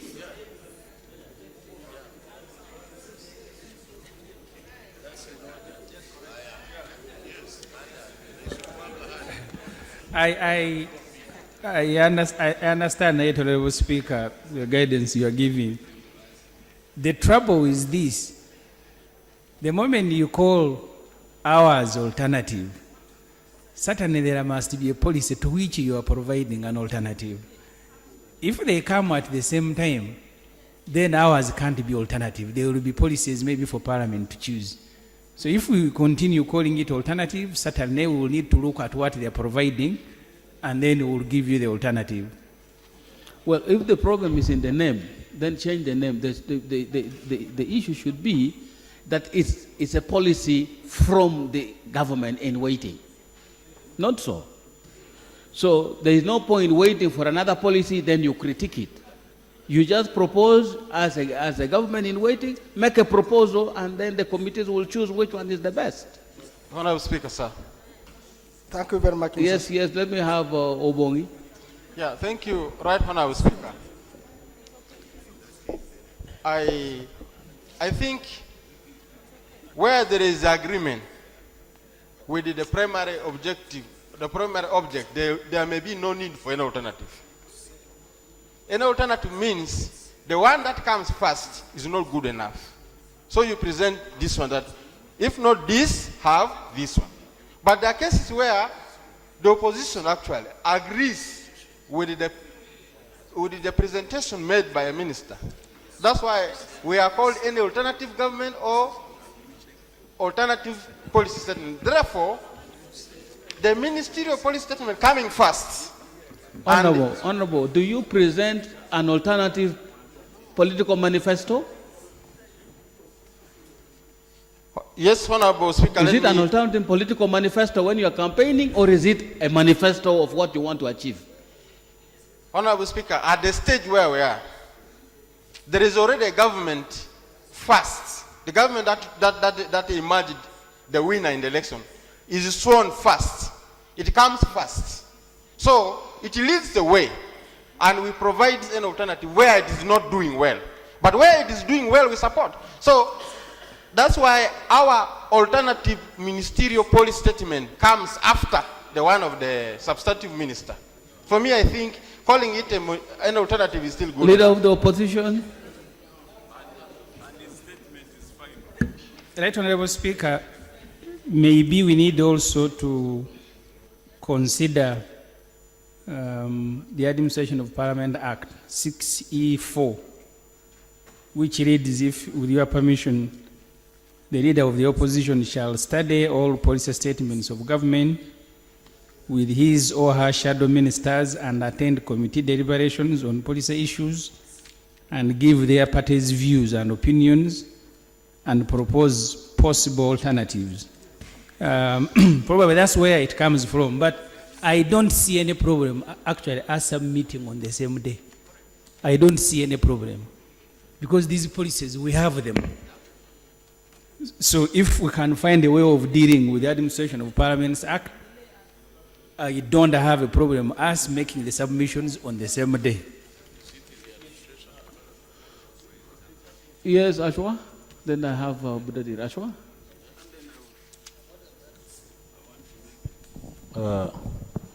Thank you, Mr. Speaker. I know we are making our rules of procedure. I also know there's a provision in the Administration of Parliament Act.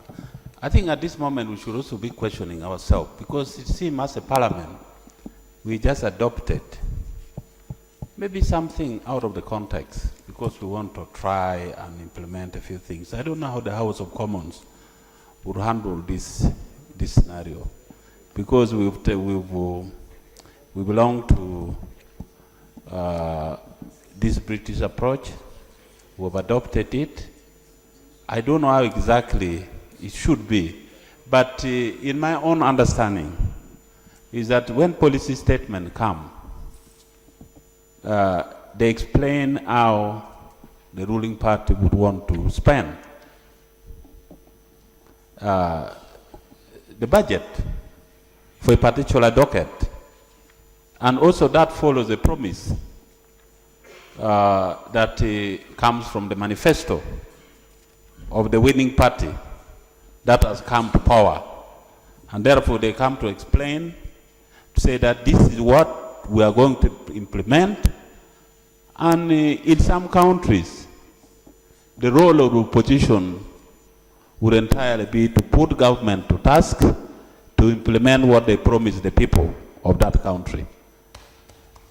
So I see some challenges in a scenario where opposition presents an alternative policy in every financial year, and then the government also comes, and how is it going to be harmonized by committees to come as a report before Parliament? And what relevance would that be? I would appreciate the leader of opposition giving a response to the State of the Nation address.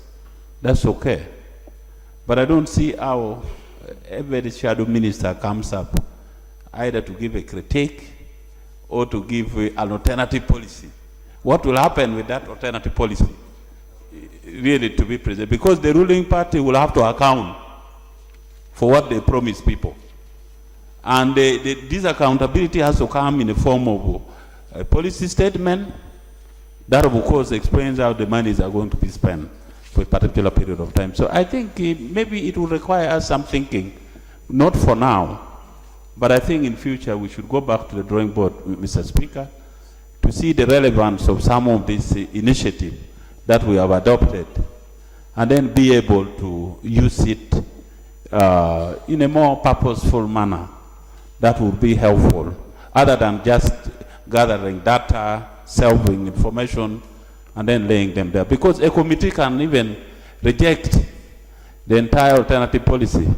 In the scenario of our parliament today, the NRM are the majority. They can actually reject everything and say, now we are not accommodating this. And what would be the relevance of that? So I think there is a need for us to think around. It may not be now, it may not help in this scenario now, but I think in the long run, we should find the relevance of the opposition producing an alternative policy statement on the floor of Parliament. I thank you. Yes, Bunyangabo. Thank you very much, Right Honorable Speaker. I entirely concur with your guidance on this matter. My understanding of the role of the opposition is not that they should just critique or put government to task on every policy. That's not my understanding of the role of the opposition. And my understanding, Mr. Speaker, is that the opposition should enrich the policies of government that come to this floor. Because at the end of the day, we are equally responsible for the development of the country. We are all leaders, we are all in leadership. So for us to wait, because we are opposition, and government, if you can allow me to complete my point, because there is government and therefore government brings a policy, then we read the text of the government policy and critique every comma and full stop, and we call it an alternative policy statement. In my opinion, that's not the rightful role of the opposition. The rightful role of the opposition, Mr. Speaker, is what you have mentioned. As government conceives its policies, the opposition must also be innovative and thinking at the same time, what is their outlook of how the economy should be? What is their outlook of how the education sector should be? Based, of course, on their manifestos. Mr. Speaker, the manifestos of the opposition do not come to an end when they lose an election. I assume that these are living documents which they should use for the entire term of government. And then enrich and improve what government has brought rather than shoot down, critique, put to task. I don't think that's the rightful role of the opposition. Honorable members, honorable members, can we, since this matter is probably for study, can we go with what the chair has proposed and move on? Chair, could you state? Ntengero, Chairman Budget. Amendment, Mr. Chair. Yeah, thank you so much, Right Honorable Speaker. As we could have noted earlier, we run a two-stage process in the budget process. The first one is when we are considering the budget framework paper. And the essence of the budget framework paper is to provide an opportunity to Parliament to propose those issues or to comment on the strategy itself for the budget for that particular year. So that's when we have the opportunity to actually make major shifts in the budget. Now, after the budget framework paper has been approved by us, the policy statements then follow, accommodating our own recommendations in the budget framework paper. So the alternative policy statements coming at that stage of policy statement, in my own view, it would appear rather too late for the process for that particular financial year. I would have preferred if these alternative proposals came during the budget framework paper process itself, because that's when it would make a lot of sense. So in amending the rules, I thought we should give special consideration to the purpose of the budget framework paper in influencing changes in the budget process. I submit. Let me have Budadir, then I have the minister, then we'll close this. Mr. Speaker, first of all, I want to agree with the Honorable Magezi that the shadow ministers shall submit. That's number one. Shall. We don't want people to hold the portfolios and they don't do work. We should not critique, as the Honorable Adolfo is saying, critique one side and yet we're also lazy. I think that's number one, we shall. That one I agree that we should change that. But secondly, I think an alternative is where the statement is coming, because even the leader of opposition has stated it as per law, that they will check and they will study, then they make an alternative. In the current state, whether you want it or not, the law says they will study the other one and make an alternative. But they will not do a full stop. If somebody is critiquing on a full stop and a comma, then has not studied the alternative. The alternative would be, if you did X, Y, and Z, this is what will happen. And I'm saying this in good faith because I've been here with Honorable Adolf. Before he crossed, he used to say the same what I'm saying. But now since he crossed, he has changed the things. He's now better. I thank you. You can give me the information. Thank you. Thank you, Mr. Speaker. Information. He has given me way to give some information. I just want to give information regarding this policy statement issue, amendments. And Mr. Speaker, I wouldn't really love us to lose what Honorable Reagan has stated. My assumption is that the NRM government has been in power for the last 31 or 32 years. And the assumption is that if there were opposition at that time, then there has been about 31 policy statements made, alternative policy statements made by the opposition. Now the question is, how useful has been those policy statements in, transforming the issue of governance in this country? I think it may not necessarily mean that the opposition need to give an alternative policy statement. We should be able to identify a key and critical role of the opposition, but not necessarily providing an alternative policy statement which is not always implemented at all. Thank you. Honorable Minister.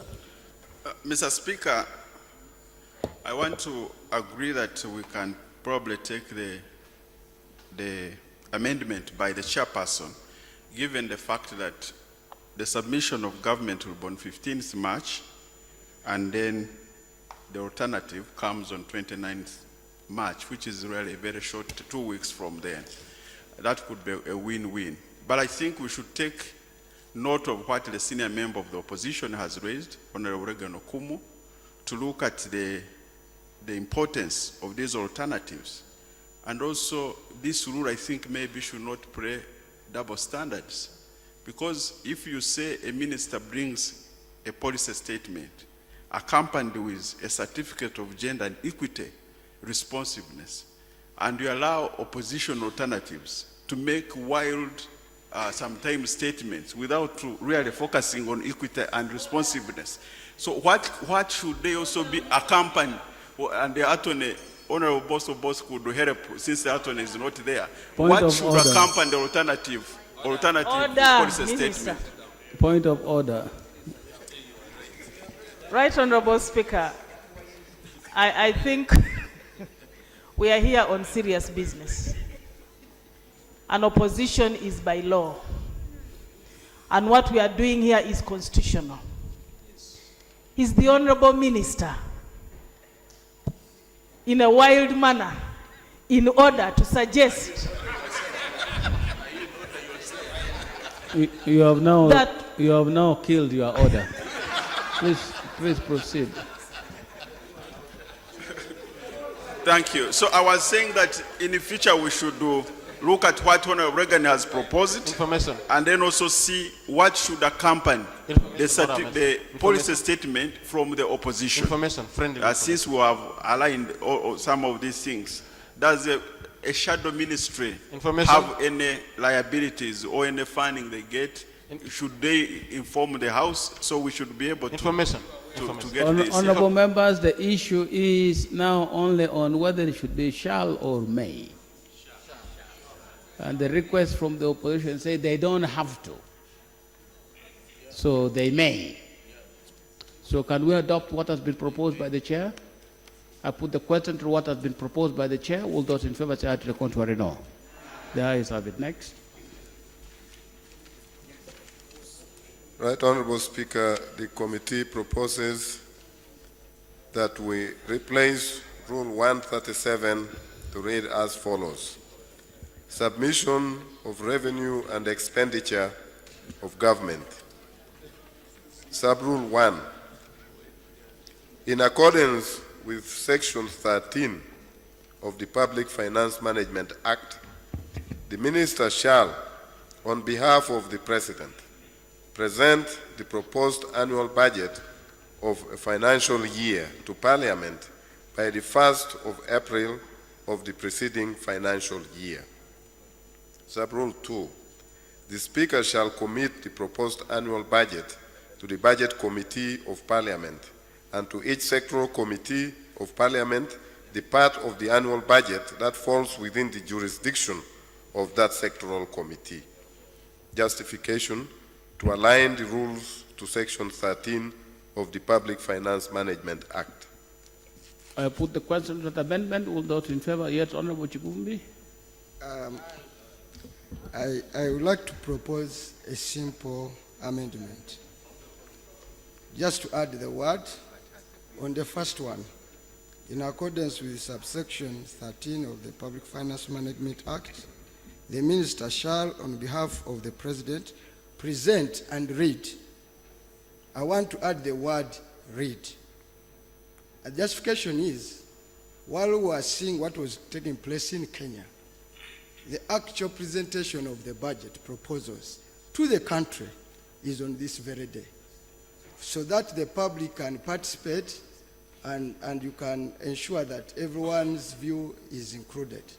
But the manner of presentation that is presently being carried out is that he lays on table and the Speaker refers to the Budget Committee. This leaves a lot of... What does the Act say? What does the Act say? Yeah, the Act says present, but it does no harm for us to say he will present and read. I'm only adding the word read. The essence of reading will be that Parliament is presented the budget proposals so that people can even follow the entire budget. Otherwise, you only have a knowledge of what is in your own sector. So the word read here will add a whole meaning to this budget process. I beg to move. Please first wait, because the member is proposing that what happened this time was in June before the State of the Nation address should happen on this day of fast of. That's what he's saying essentially. So that on the 1st of April, you read the budget. That's what he's proposing. You read the budget proposals to Parliament. And then I don't know now what happens when Parliament, when Parliament is called, and what now is read with the East African is read on the same day. What now happens on that day?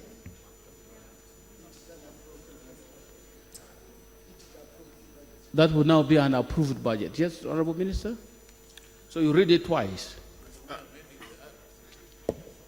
Mr. Speaker and honorable colleagues, first the Act says we present to the House. And I don't think and then we read the budget in June. Given the experience we have had for the last 2 years while implementing the Public Finance Management Act, I think it will remain smarter to present this budget here on the 1st of April. Committees look at it, make adjustments. Then when the minister is reading the budget in June, is actually reading a complete budget that has been considered and approved by Parliament. That was the intention, why you front-loaded the whole process of the budget, so that what the minister reads is the approved budget for the financial year. But now the honorable member is proposing that they read it twice. They read the proposal, and then they also read the approved budget. Chair, the clarification I'd like to give. Just imagine, justification I would like to give, is that you are proposing a budget, both to Parliament and to the country. Now, the current process, when you look at it critically, is that a presentation is made here and literally laid on table, and then it is sent to the budget committee. If I am a citizen of Uganda and I want to follow this budget critically, I have no clue. So the presentation of the budget proposal, I'm saying about budget proposal, will not do away with the budget day. The budget day, this time, you will be reading a national budget on which the entire country has fully participated depending on the proposal that were presented. So my clarification I'd like to make is that this invites the actual participation of the people and even members of Parliament. Otherwise, the way it is, as a member of the Committee of Defense and Internal Affairs, all I'm aware of, most likely, are the issues that are before my sector. And I may not know what else goes on. This will add color and meaning and ensure the full participation of the people of Uganda. The budget is not proposed to the people of Uganda. Budget under the public policy cycle process is proposed to Parliament, not to the people of Uganda. It is Parliament that approves the budget on behalf of everybody else. So are we inventing something new here? Mr. Speaker, I'm much obliged for your very wise ruling. The proposals, when presented, are presented before Parliament. They become the property of Parliament. Any member of Parliament is at liberty to access them, scrutinize them, and make his input, and even consult his people during the process, until such a time that there is consensus on what the budget should contain. It is only then that the budget is read to the population. And on the same day also, a gazetted appropriation bill is presented on the same day. So what the presumption of a gazette publication is that the whole country knows what is in it. Yes, West Budama South. Mr. Speaker, I rise to acknowledge the correct guidance. And what my brother from Butambala is suggesting is in lieu of the fact that actually the people is the Parliament. In a representative democracy, we are not here as just a bunch of people. We are representatives of the people. When the budget is presented here, we are, I am, he is, the people.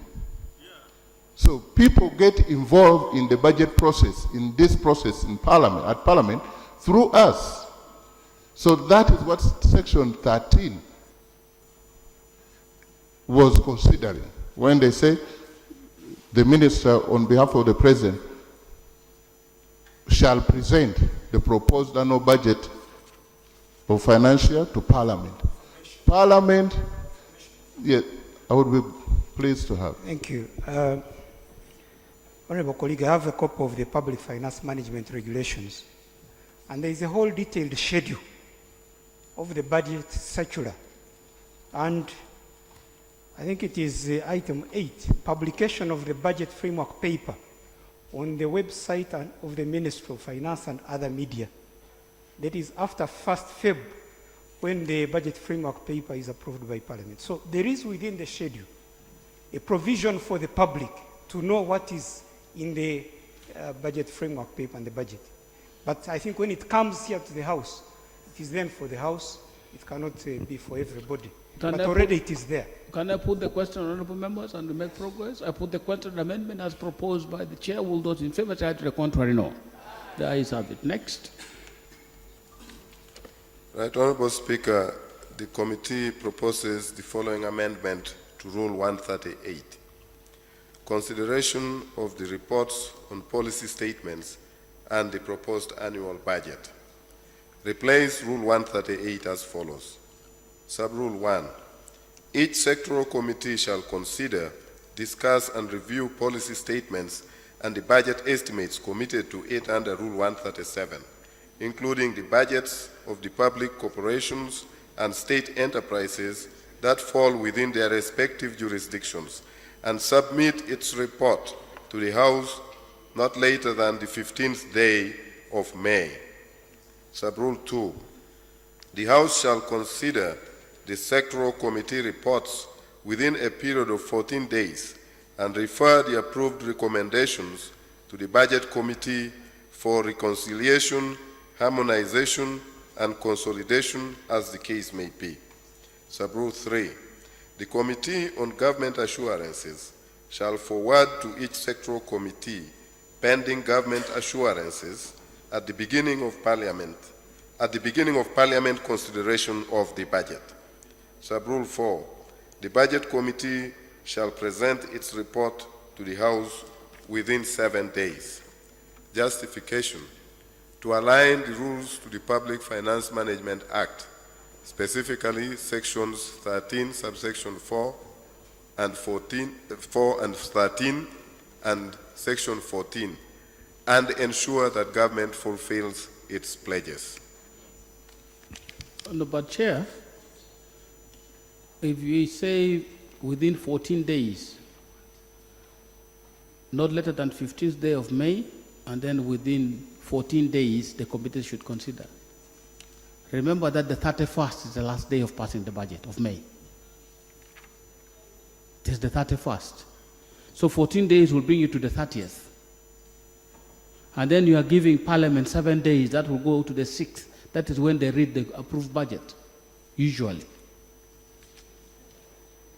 So by putting here 14 days, you have shot the whole process down because you can no longer pass the budget by the 31st of May of that year.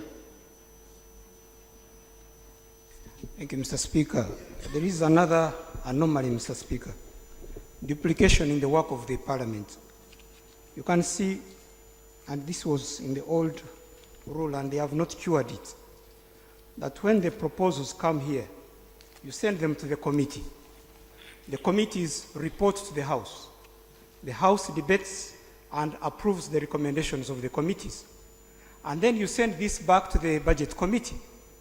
The Budget Committee then comes back and reports to the House. The House considers the report of the Budget Committee. I think we shall end up in a very serious problem of duplication and sometimes passing recommendations of committees which are then dropped in the Budget Committee. I wanted to propose that when the... Can you hear from the practical chair of budget, then you make the proposal? Chair, yeah. What has been the experience with these processes? Thank you so much, Right Honorable Speaker. I think the practice has been the way it has been stated here. The committees consider the budget estimates, the policy statements, and present to the House. The House considers the report, and actually, the House does not commit itself fully to the report, because the issue is that normally committees come with a number of proposals, recommendations, which may not be necessarily consistent with the resources available during the financial year. So some of the recommendations need to be harmonized with other recommendations coming from all other committees and from the position of the government. So there's need for harmonization and reconciliation of numbers, policies, and so on and so forth. And someone has to sit somewhere to harmonize all these positions in order to come up with the appropriation bill, the final appropriation act. Because the appropriation bill is also in draft, so to make an amendment, you need to harmonize all these numbers. And I cannot think that we can sit here as plenary and do this harmonization. It's practically impossible. We can only do it after we have consolidated all these numbers, harmonize them, and then come back to the House. And I thought it was logical enough to suggest that the Budget Committee should comprise members who are chairpersons of the various sectoral committees. And the essence was to harmonize these various positions. Unfortunately, some of the chairpersons ignore this very important provision, and they don't come during the harmonization process. And the only way to come here and complain that this has changed. Yet there was an opportunity for him to come to the committee and present his case during the harmonization and reconciliation process. I think the challenge you are facing right now is the timing. Because 15th of March we receive, what happens 15th of March? Yes, we policy statements. And then now they're saying by 29th of March they'll on an alternative. And yet 1st of April we receive the budget proposal and the appropriation bill. And then now what the committee is now proposing here is that 15th of May, you have received the budget proposal on the 1st of April. But now you're proposing that 15th of May, not later than the 15th of May, they should report to the House. Can we deal with the date? There was proposal from Igara. Have you? Mr. Speaker, my proposal was that process of harmonization, reconciliation and consolidation of the budget figures be done with the budget committee before the sectoral committees report to the House. So that by the time the sectoral committees are reporting, they don't have to go back. They report something that has been harmonized within the budget committee. I think that will cover the 10 days or even not more than 14. Yes. No, the report that the sectoral committees are making is not on the budget. It's on the ministerial policy statement. Mr. Speaker, it is on both actually.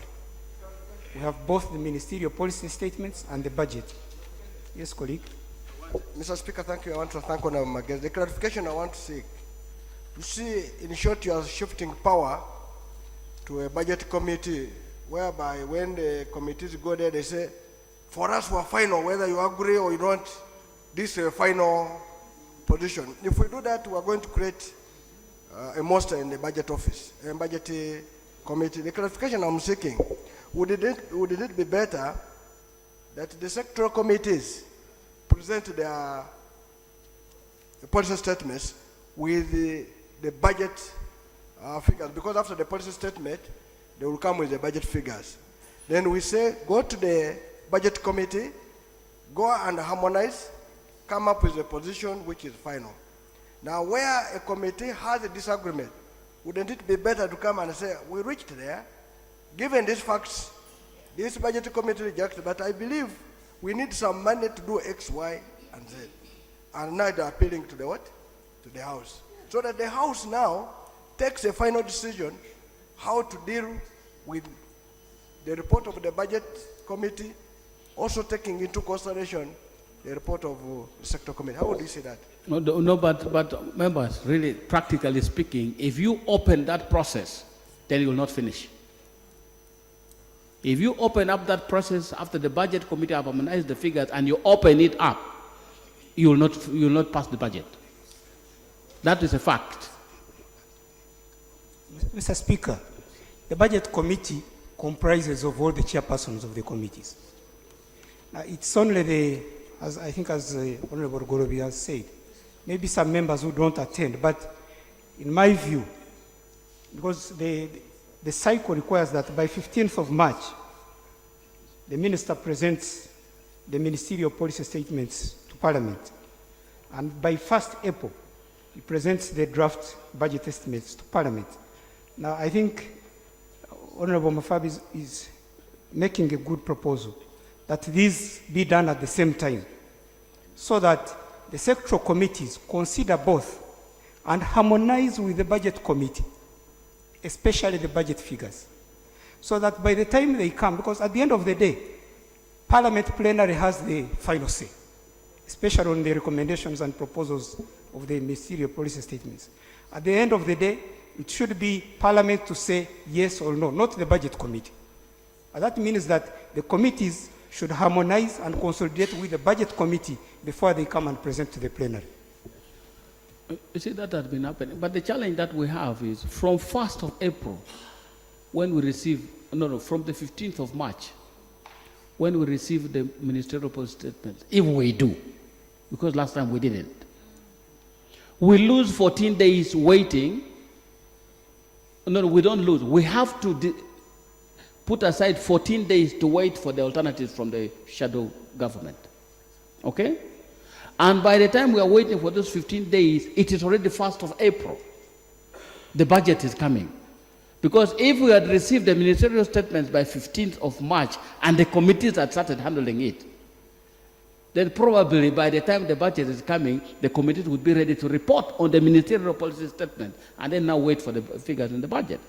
But structurally, it's not working because the committees also are now trying to wait for to have a comprehensive thing, wait for the shadow alternative policies, and that comes up to the 1st of April, and by that time, the budget proposals are coming, the appropriation bill is coming, all those other things are coming.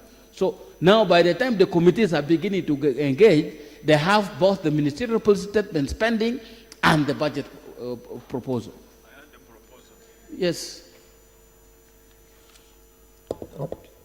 Thank you very much, Mr. Speaker. I think the calendar of events here is okay, apart from the time when the sector committees should report to the House, which is 15th of May. I would propose that when the sector committees receive the ministerial policy statements on the 15th, and they are waiting for the alternative policy statements, then first we are receiving the budget. 1 full month can be enough for the sector committees to consider the ministerial policy statements and the figures, so that they report back to the House maybe by the 1st, no, that will be holiday, 2nd of May, instead of 15th of May. Then we have time to consider this as a House, and we send back to the committee our recommendation for reconciliation. It will be a mistake and a fatal one to suggest that the House, the whole House, considers adjustments of these recommendations on the floor of the House. Because any adjustment could mean several adjustments in the entire budget. So I think if a smaller group, and that's why we have a parliamentary system, a committee system, a smaller group can do this work for us. And they have done it as long as this parliament has been here.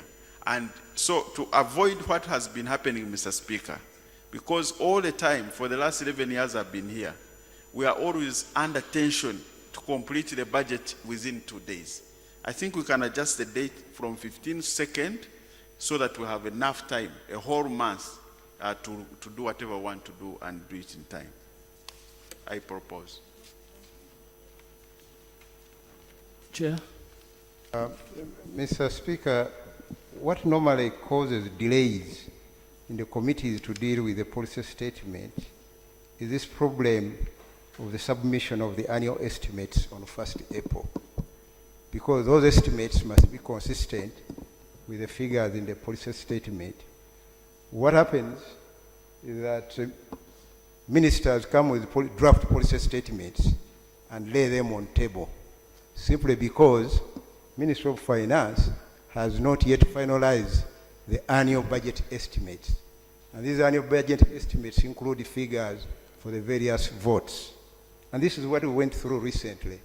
So these days from 15th March to 1st April are actually wasted because they are dealing with the draft document, policy statements. Actually, they keep dilly-dallying, saying the policy statements are not ready.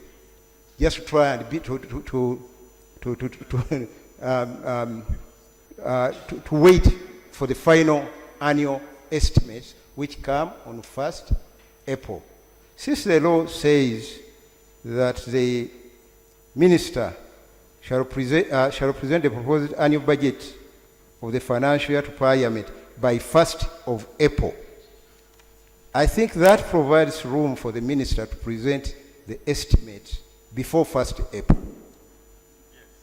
If we were to earn those 15 days that we have been waiting for the minister to present the annual estimate.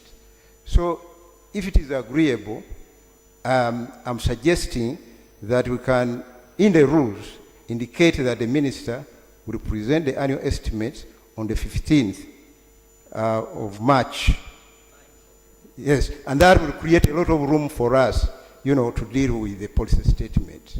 And this problem of time that we have been having will then be solved. But we need to sit back and see how we reconcile all these dates. But you don't need to amend the act because it says by 1st April. So any time before 1st April is within the law. Honorable, yes, Budadi. Mr. Chairman, Mr. Speaker, I think by the time the policy statements come here, there is already a tentative agreement between the ministries. The Ministry of Finance would have given those ministries tentative figures to work within. I think it would be very good, as the Honorable Gore has raised, that I think when the policy statements are coming here, they are on the basis of the figures from Ministry of Finance.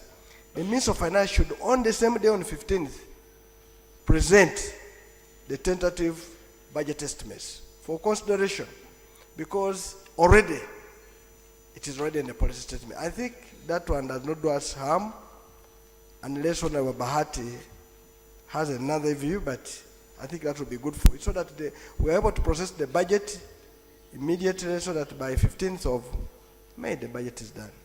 No, let's deal with the proposal from the committee. Just factor in days now, so that we have some guidance on how we are proceeding. Look at it, because they were proposing that they submit its report to the House not later than 15th. This is the committee, and they're saying 15th of May. That is, can this be, for example, if it is report on the policy statement, can't it be by 20th of April? Yes. Because they'll have received it on the 15th of March. The policy statement. And then report on the policy statement by 20th of April, we are finishing the report. By 1st of May, we are beginning the budget thing, the budget figures itself. The harmonization process goes back to budget committee by 15th of May. The budget committee is ready to come to the House, and we have a full discussion on what is happening, and then we have sufficient time to finish.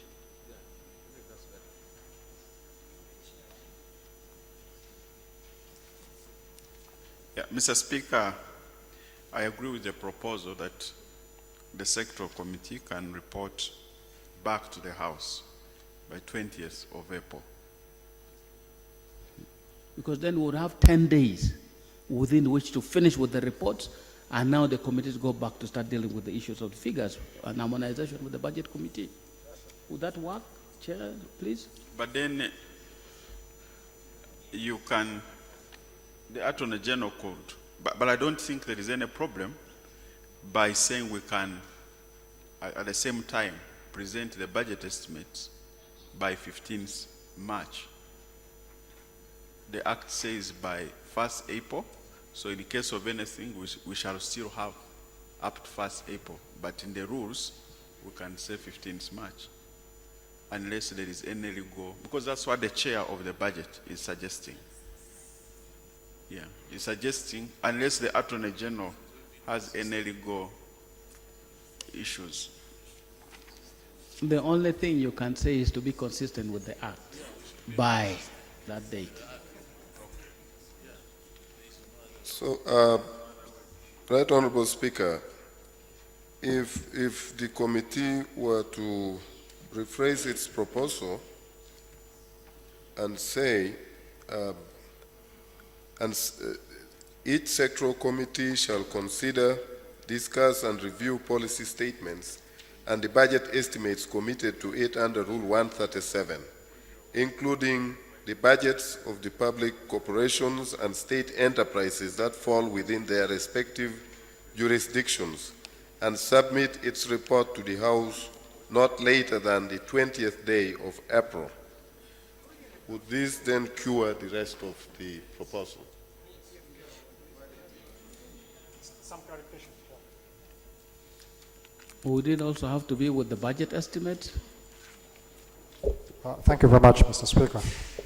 Mr. Chairperson, the clarification I'm seeking is when these sectoral committees submit their reports, bring their reports here, and reports are debated and adopted by the House, and then referred to the budget committee, what follows is that sometimes the budget committee varies what actually was passed in the report by the whole House. So our concern is, I think the concern of some members is, how is this dealt with? Because first, before the committee goes to budget committee, it is already the position of the House, unless amended here.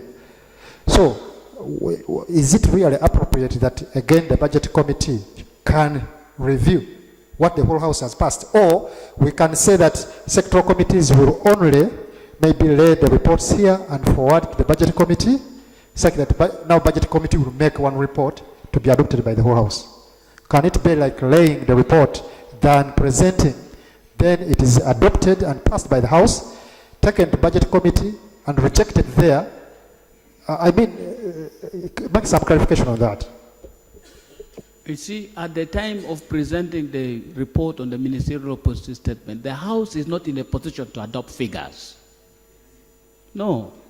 It is adopting the report on the policy statement, but it's not yet in a position to adopt figures, because the figures now have to be discussed in the context of the budget proposal. That's where the distinction is. But the problem that we've been facing is that these things come together. So you don't know how to disaggregate the two issues. How do we move, honorable members? Chair, can we now move? But if there is both the policy statements and the budget estimates at the same time, could we split that at this point you report on the policy statement by the 20th, and then you have the next few days to now look at the budgetary proposal, the figures. Now, after you make your recommendations, then it goes and then you harmonize with the budget committee. Because if by this time you already examined the ministerial report statement together with the budget estimates, then you might have to enlarge the time. Mr. Speaker, what you have in the policy statements are actually the budget estimates themselves. These are supposed to be talking the same language. The policy statements are simply picking the aggregates from the annual estimates, those budget figures, and then splitting them apart to indicate what is going to be done for what, for when, and so on and so forth in the policy statement. So the details in the policy statement, but the annual estimates actually is an aggregate of all the policy statements put together, summarized in form of numbers. So they must move together, in other words. We should not be separating this. To say that they will come 15 days after, I think is a contradiction of the first order, because it is assumed that the ministry has already given final figures to these ministries. And the practice has been that they have not. By 15th of March, they have not provided final figures to the ministries. Yet the ministers are required by law to come here to lay on table the policy statement. So what they do is to present the draft policy statement and claim that they are the final policy statement. And working behind the curtains, they say that, please, this is not the final So thing. the 20th of April would be okay for... As long as we harmonize that date with the submission of the annual estimates. So we need to go back to the other, annual to the estimate previous is rule. 1st of April. Yes. Yes, 1st of April. And you're saying the committee should be able to report by 20th of April? Or would you want it to go to the end of the month? Because those are the dates we are dealing with now. That time may not be enough for the committee. If they're handling both, then we take it to the end of the month.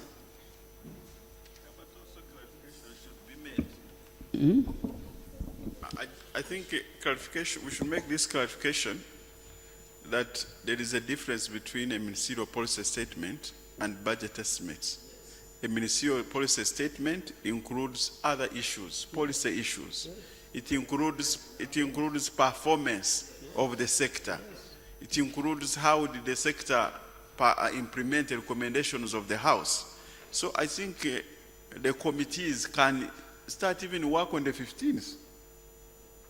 And by the time you progress, you are getting the figures on the 1st of April. So to me, I think by 20th would be fine if the chair of the committee agrees. Thank you, Right Honorable Speaker. Mr. Speaker, I have heard the Budget Committee chairperson say the ministries tend to bring here draft policy statements. And I don't know how we can work on a draft, because my understanding of a draft policy statement is that it's not final. Anything can change. How do we cure that? Much as to me it is actually wrong, it is abuse of parliament for a ministry to bring here a draft policy statement. But probably they are trying to beat the timing. How do we help that situation so that we do not, because when a draft policy statement comes here, we cannot work on it. We will know it is a draft, and then maybe behind the doors they will say a better one is coming. So they are just hoodwinking us. How do we cure that?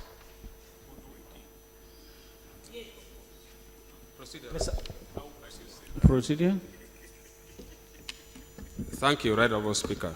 Right Honourable Speaker, following the argument going on and looking at the time lag, the timing right from the policy statement drafting, I think, Right Honourable Speaker, we may come up with a time that may not favor various ministries. I really feel, Right Honourable Speaker, if it is procedurally right, let us turn over this rule as we disclose, as we consult, so that we come back with the rightful date that will really guide Parliament to move on well. Because we are fidgeting, we are trying to come up with various dates that may not favor various ministries.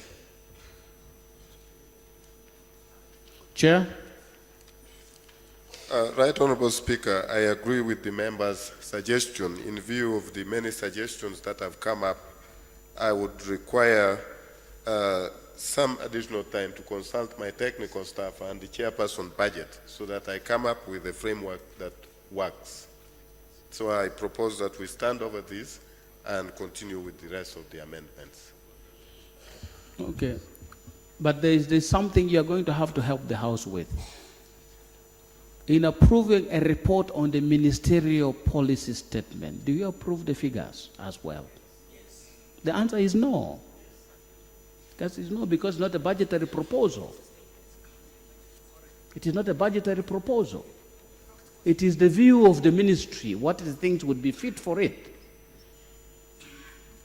If you go on and adopt figures at that stage, you are not proceeding properly because it is not a budgetary proposal. The budgetary proposal is going to be presented on the 1st of April by the Ministry of Finance on behalf of the President. So you need to make the distinction. Otherwise, we'll go and make mistakes. Make the distinction clearly that when the committee is considering ministerial policy statements, it's not about the final figures. Because those final figures will be proposed by the President on the budget estimates. The ministerial policy statements are not proposed by the President. The Constitution says only the President can propose a budget. So let's make the distinction, please. I think, Right Honourable Speaker, I wouldn't have said it much better than you said. The confusion is coming because even in the policy statement, there are always figures. But take no mistake to think that, members should not take mistake to think that, the figures that we have in the policy statement are the same figures in the budget estimate, because the figures in the policy statement actually are expressing the extent of achievement of the objective targets on money received and money spent. So that's when we now, yes. So that's where we need to come out very clear, and the former chair of the budget committee should get it right that actually these two things are quite different. And I want to thank the chair for proposing that we need to stand on this so that we don't mess up. Honourable with the Minister. There is a small proposal, if the House can accept it. We are proposing that the submission of the report from the committees be made to the House not later than 30th of April. I think that report on what? I'm amending the proposal of the chair. Number 1, each sector committee shall consider and discuss and review policy statements and the budget estimates committed to the committees and report to the House not later than 30th April. Okay. Kinkizi. Thank you, Mr. Speaker. Mr. Speaker, I have reason on the issue which you have really put across, but seems we are not at par. I realized that the ministerial policy statements have been presented in a manner that is not clear to us. That's why you have been having all those delays and how that's where people have been grappling on it. But Mr. Speaker, I think we need to have that distinction cleared in this House, such that the ministerial policy statements, being the view of the ministry, because it even has the previous performances and how they want to rectify the mistakes they have encountered with. So, if we are to proceed well, Mr. Speaker, I beg that we have that cleared first. We know that ministerial policy statements will be presented and be discussed with the sector committees in a period that's agreed. Then we embark on the what? On the budget presentation, and then because the budget will be financing those priorities that are embedded within the ministerial policy statements. Thank you. Honourable members, let's conclude this. We have just passed Rule 135 on policy statements. We have even pronounced ourselves on what should be the content of the ministerial policy statement, and none of them include budgetary proposals. It will include the achievements on the vote, the annual and 3-month work plans, the annual procurement plan, the annual recruitment plan, the statement of the actions taken on the vote implemented, the cash flow projections, the certificate of gender equity. These are projections, not estimates. The vehicle utilization, assets, and the issue of loans and liabilities. That's what is in the ministerial policy statement. So that means the figures were never the budgetary proposals were never supposed to be part of the ministerial policy statement. That's what we have approved in 136. Mr. Speaker, I just want to give you the practical point of view what is happening. Because this year, we received the policy statements of the ministries, and inside those policy statements, you'll find budget figures. And when we presented these budget figures in the budget committee, I actually found that they were different figures. So you are totally right, Mr. Speaker. And I think the committee, the mistake you've made, is in that provision where you have now joined ministerial policy statements and the annual budgets. Now, if the policy statements come in on 15th of March, give us 1 month and the committee's reports and we discuss them. Let the budget come on the 1st of April, give us 1 month and we come and we present as committees. Send it to the budget committee, and 15th of May, we get a report from the budget committee. We discuss and approve the budget by 30th of May. I think for me, this would be better than a rule which mixes both the policy reports and the budget. Policy reports, Mr. Chairman, we're discussing the outputs, the performance, the achievements, the challenges of the sectors. But then if we mix this with the budget figures which are presented by the Minister of Finance, at the end of the day we shall be confused. Rute. Yeah, thank you, Mr. Speaker, sir. Mr. Speaker, sir, practically, when you are looking at the ministerial policy statement, you look at it against certain standards. Those are the outputs which are linked to the budget. So in the logical flow of the budget, you cannot talk about those outputs and then you don't attach them to figures. And what has been happening is that those same budget lines that are proposed or reported on in the ministerial policy statement are the ones that actually have figures for the new budget. So when you ask committees to go and first look and report on only the ministerial policy statement, and then the budget estimates are brought, and yet these are the budget estimates that should help them say whether to allocate more money for that activity, or if the ministry did not actually spend, why are they requesting more? Because if they are reporting to the House in the ministerial policy statement that we have not been able to achieve this number of outputs, why would they ask more money? So for me, I support the original idea that by 30th, let the report consider both, because you cannot actually practically consider ministerial policy statement differently and also the budget different. It is not going to work. It's actually going to be double standards. But secondly, I remember a scenario here where the Honorable Minister of ICT, I think, with the chair of ICT, were complaining here that when they presented their report to the budget committee did not consider it, and they were appealing to the House, which is the point that Honorable Nandala was mentioning. There must be a provision that allows that once the sectoral committee, their report and recommendation is not accepted by the budget committee, the House can still again come back and pronounce ourselves on that. That is going to help. But if we are going to have two different reports, we are going to waste more time. Thank you, Speaker. Chair.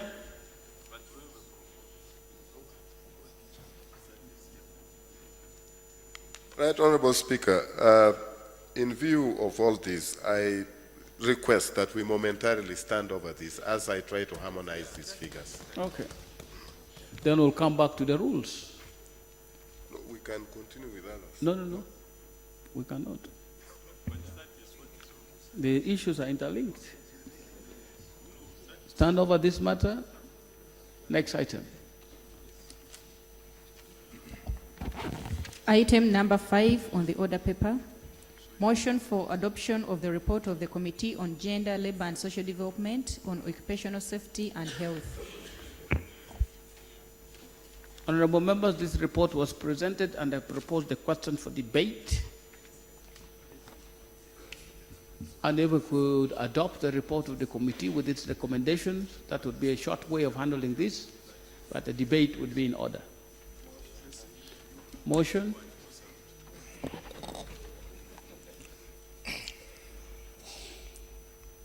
Right on, Speaker. Motion. Right Honorable Speaker, in the lieu of the fact that members seem to be not, there are no members who are willing to debate on this issue, I move that the report be adopted. Honorable members, the motion is that I put the question to this. And I'm required to put the question on this motion. Honorable members, now put the question to the motion that the question be put. Will those in favor say aye? To the contrary, no? The noes have it.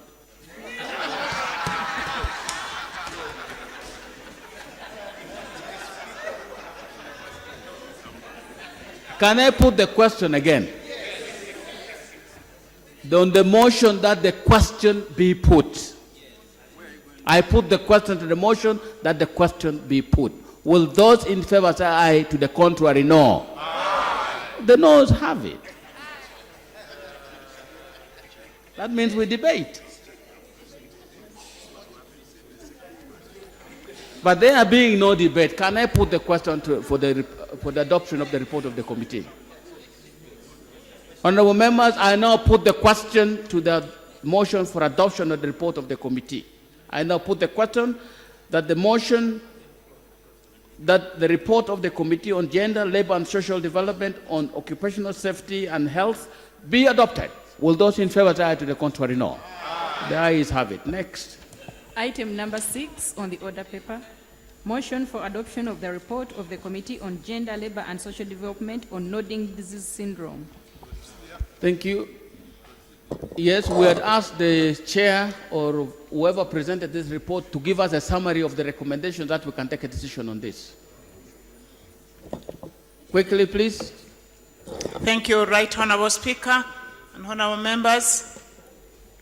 As directed last week, the Committee on Gender, Labor and Social Development presented the report on Nodding Syndrome, and Right Honorable Speaker, you guided for the recommendations to be read. With that guidance, Right Honorable Speaker, the recommendations were as follows. 1, that the Center for Disease Control should carry on comprehensive research about the Nodding Disease Syndrome as soon as possible, with a special focus on the cause, management, and treatment. The findings should be disseminated promptly so as to enlighten their communities. 2, that there should be mass sensitization about the disease in the community by the district health officials and village health teams. This will reduce on the stigma and enable the affected families manage the syndrome better. 3, that the government, through the Ministry of Agriculture, Animal Industry and Fisheries, should provide ox plows and seeds to the families affected by the disease after thorough verifications to help them cultivate land with ease, so as to get time to look after the ill children.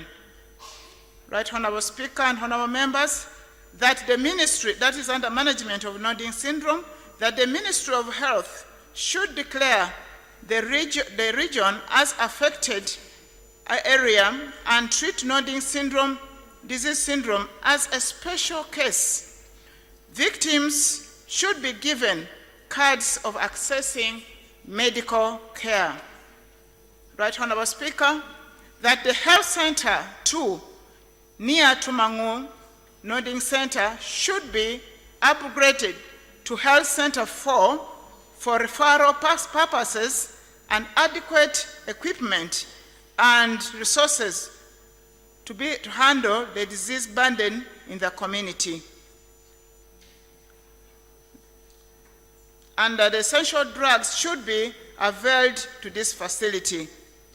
Right Honorable Speaker, it was also recommended that the police station, due to insecurity to the medical staff there, should be established in Tumangu so that the personnel of the health center feel safe to do their work. Right Honorable Speaker, it was also presented to this August House that the development partners who helped us have since left, and therefore government should take over operation and management of the rehabilitation centers of the victim of Nodding Syndrome, that is Tumangu and ODEC nodding centers. That government, through the Ministry of Health, should construct a rehabilitation center in Padre, since it has even the highest number of victims. Right Honorable Speaker, as a committee, because of the emergency that occurred since we have made this report, that the development partners withdraw, particularly Dr. Susan has left both centers of Tumangu and ODEC not managed. It has occurred that the emergency, which we recommended as a committee after, that we need government to come up with a humble budget of about 100 million to enable these two centers run rather than close down because of the withdrawal of the development partners. And they had also suggested, as the victim proposed, they have enough land surrounding these two centers and they're able to cultivate enough food for the victim. So they had asked for a tractor to be given to these two centers so that it supplements the government effort. I beg to submit, Honourable Speaker. Thank you. Those were the recommendations that were made. I will have, this is a full debate. Can I have the minister? Maybe she can provide a solution. Minister for Northern Uganda, member for Zombo District. Thank you very much, Right Honourable Speaker. I want to thank the committee for the report, and I also associate myself with the recommendations they have made. In my interaction in Northern Uganda, as the Minister of State for Northern Uganda, I came across the victims and the families of the victims of nodding disease. And you will recall, those who were here in the 9th Parliament, that there was an interministerial committee that was instituted that is chaired by the Minister of Health, who is also here. But on my own behalf, we have also a program which is in the context of the rehabilitation of Northern Uganda, but special victims like the nodding disease victims.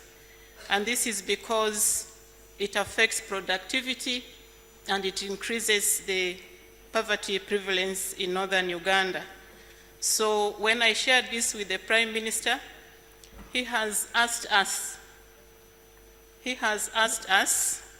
to visit Northern Uganda, to visit these areas, especially Pader, Omoro, and Kitgum, with a view of understanding the scope and collecting data of the victims and coming up with practical areas of support. I know the Ministry of Health is doing a lot, and she's here, she can maybe confirm, but we have areas of support including sewing machines, including ox plows, including some income generating activities. But when I hear some of these recommendations, like I have already said, we have planned to visit these areas so that we can meet with the victims and the district officials and all the stakeholders to come up with practical solutions within the next 2 weeks. Thank you. Honourable Minister. Thank you, Right Honourable Speaker. Allow me to thank the Honourable Member for taking us through the recommendations. Right Honourable Speaker, allow me to appreciate the regions or the districts that have been affected by the nodding syndrome. They have been very supportive and very patient. And I want to reassure them that research into nodding syndrome has never stopped. Right now, we are carrying out a research to find out a drug which can kill the worm. Because what was discovered during the research was that the medicine that we give them on a biannual basis kills the younger worms, but the adult worms of the black fly stay alive in the bodies. And those are the ones that are responsible for initiating the body to develop armies that fight against itself. So that research is ongoing, and many other researches. However, the ones that were completed, we did share the results. On the issue of giving victims cards for treatment, Right Honorable Speaker, the Ministry of Health has been treating the nodding syndrome on a special basis. This Parliament appropriated a budget for nodding syndrome to different ministries. The one to Ministry of Health is still available, and we do send it to the districts to support them, but we also buy special medicines for the victims. This program has never stopped, and it will continue until we are sure that those who will improve have improved and that there are no more cases available. On the issue of upgrading Health Center 2 to Health Center 4, Right Honorable Speaker, there is a government plan to upgrade all Health Center 2s to Health Center 3s, those that are in the sub-counties, and Health Center 3s to Health Center 4s if they are in constituencies. We shall evaluate the position of this Health Center 2 and see what level to upgrade it to, but it will be upgraded. On the issue of taking up the rehabilitation centers, Right Honorable Speaker, Ministry of Health is very willing to do this, but we need the former owners, the people, the partners that constructed it, to officially hand it over to the district, and we need an official letter from the district to the Ministry of Health requesting that government takes it over officially, and then it will be done. We have been considering the construction of a rehabilitation center in Padel, and as soon as we get funding from finance, it will be done. I thank you. Yes, thank you. Right Honorable Speaker, I would like to seek few clarifications from Honorable Minister. I remember Honorable Minister in 2015, 10 affected children were taken to the US. Some tests were done on them, but up to now, we have never seen the report. I would like to find out whether the report is out or not yet. Secondly, in 2013, we had the team from the Center for Disease Control. They visited Kitgum, they visited Pade, and they visited Gulu at Odek. They were doing some research on this. And from the recommendation, we are recommending that more research should be done. I would like to find out the results of those research done in 2013 by the Center for Disease Control. And finally, Parliament also resolved here that the most immediate treatment for the nodding syndrome is providing good balanced diet for these children. I can confirm this, Mr. Speaker. In my district, Amoro, Arokidi, we sensitize parents to give balanced diet to these affected children. And as I talk now, they have improved seriously. But in Kitgum and Pade, another place in Odek, those affected children were lacking food. Government provided food within the specific period of time, and there came a time when they stopped. So the disease came back onto them. So those are a few clarifications I'd like to seek, Honorable Minister. Thank you. Clarification? Yes, clarification. Yeah, thank you so much, Right Honorable Speaker. I also want to seek a clarification from the Minister of Health. When this issue of nodding diseases came, in fact, I want to appreciate the Honorable Member, the Vice Chairperson of Gender. She was so passionate about it, and Parliament took it up. Right Honorable Speaker, the Minister of Gender went down to the ground to ascertain the degree of the nodding disease.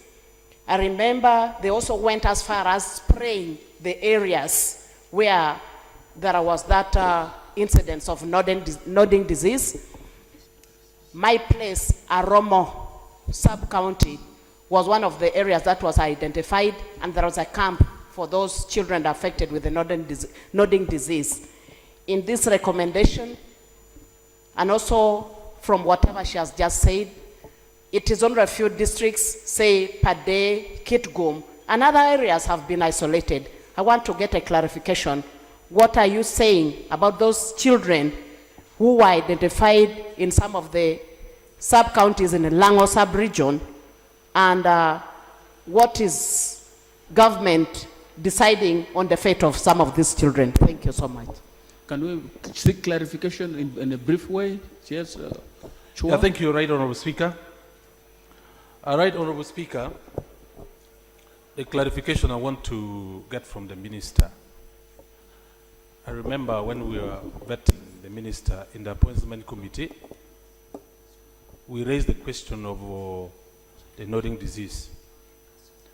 And Madam Minister, you stated very clearly that actually you have done research and found the cause of that disease. And you remember also we requested you to share with us the issues, the cause and effect that you have done. You indicated that you actually did the research. But up to now, Right Honorable Speaker, it is history.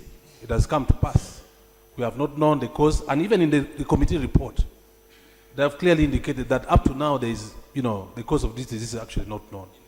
So, Madam Minister, would you like to make a statement on that, whether truly the research that has been done is already established, cause of the disease? Thank you very much. Yes, Agago, clarification from Agago District. Thank you, Mr. Speaker. Mr. Speaker, in the 8th Parliament, this case of nodding syndrome was identified as one of the biggest challenges this country faces. The current Minister of Health was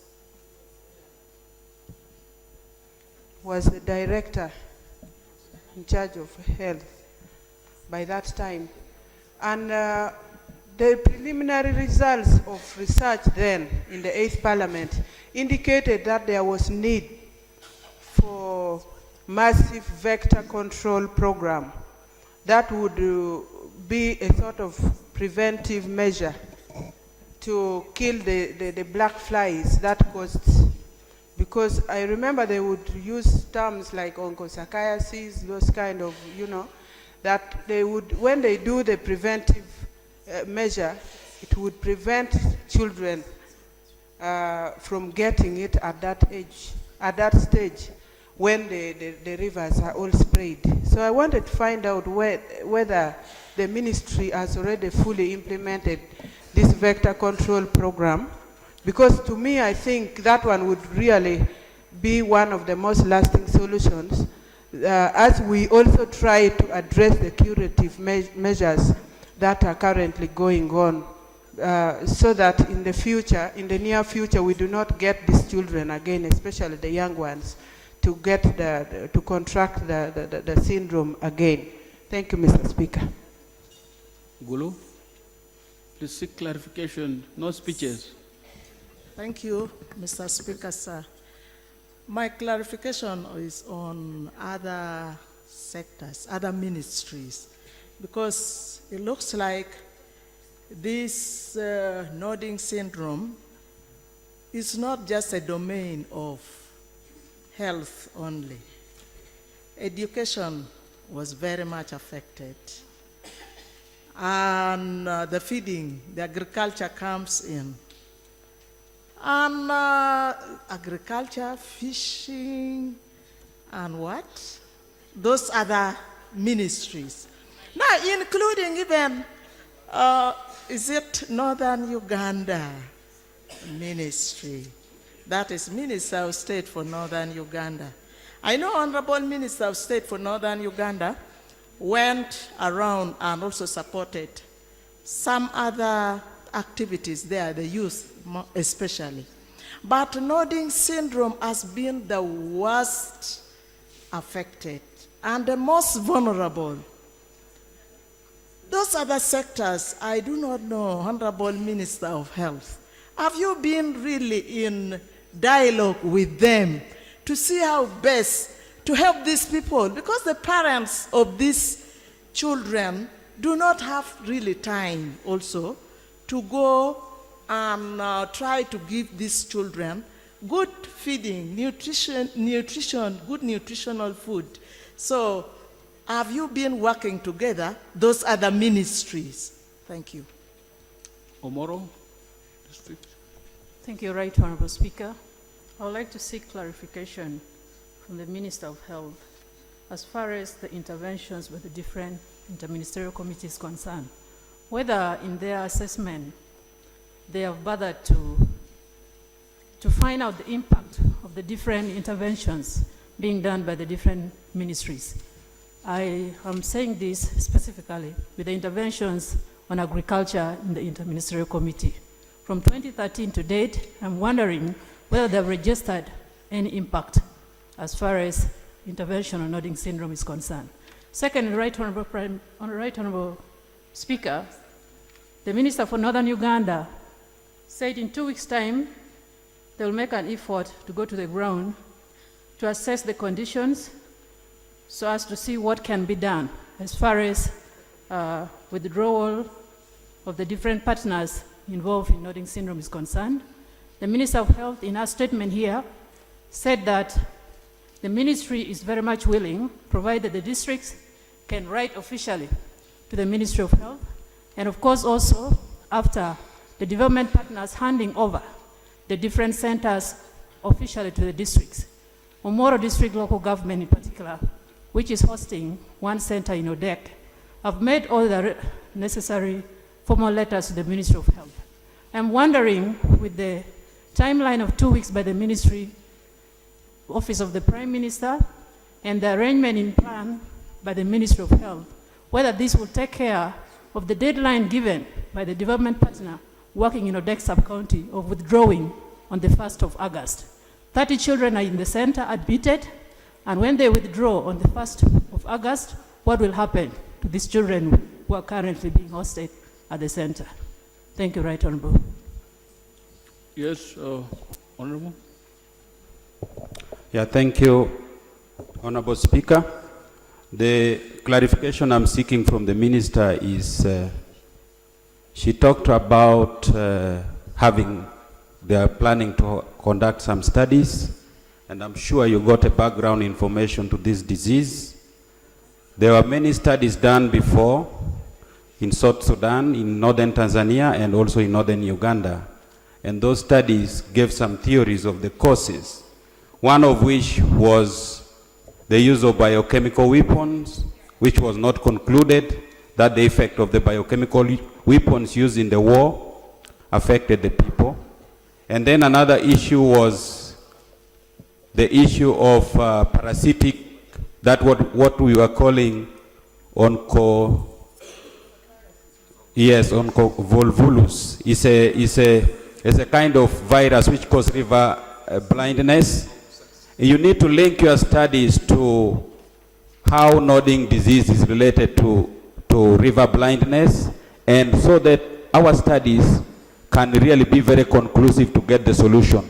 But the last part of it is for the people conducting the studies to see why this disease is only restricted to northern Tanzania, South Sudan, and also northern Uganda. I think that will be very, very important. I thank you.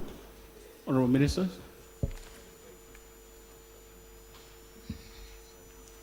Thank you very much, Right Honorable Speaker. Right Honorable Speaker, we did carry out research on nodding syndrome. And in November 2015, I myself, with the minister then, invited the entire Acholi parliamentary group and members of the districts that are affected, and we released results in Pader. All the results that they are requesting for were shared with them. And my honorable MP here was there in person. However, If the results have been forgotten, I am very willing to compile the results and share with them again, and I will do it within 1 week's time. Right Honorable Speaker, the issue of weapons of war causing nodding syndrome was thoroughly investigated, even in the specimens that were taken to the Centers for Disease Control, and that was among some of the results that we shared. There was completely no link and no association.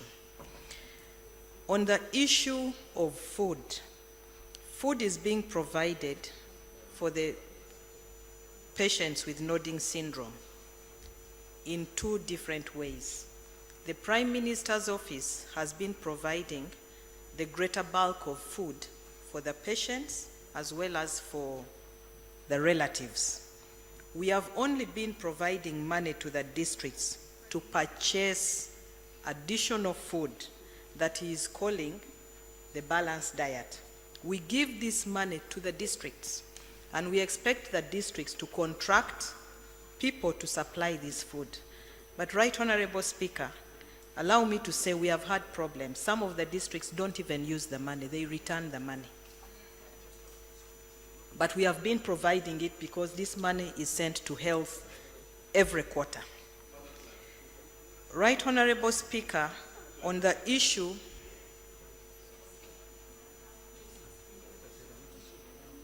thank you, Mr. Speaker.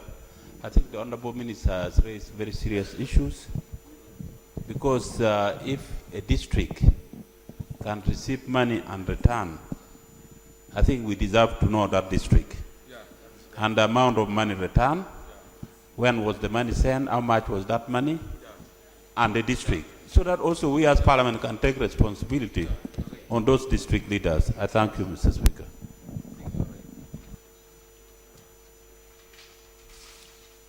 Right Honorable Speaker, my ministry will undertake to compile the entire accountability from the time when this Parliament allocated money and when we started giving it to the district, so that you can have a clear picture of what is happening. We shall provide that within 1 week. Right Honorable Speaker, on the issue of vector control, yes, the Ministry of Health did spray, and the spraying was limited to the grossly affected districts at that time, which was majorly Pader and Kitgum. However, river dosing still continues until today because these rivers cut through those districts.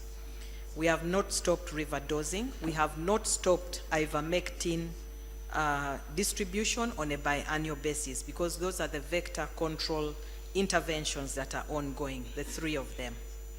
However, there have been people from Entebbe Research Institute that have been going there and taking and verifying the vector density. It has markedly reduced. On the issue of Aromo, yes, there are cases of nodding syndrome in Lango, not only in Aromo. There are 3 other facilities, but the cases are few in number, quite few. Aromo recorded 5 cases of nodding syndrome and about 25 cases of epilepsy, and the other facilities as well.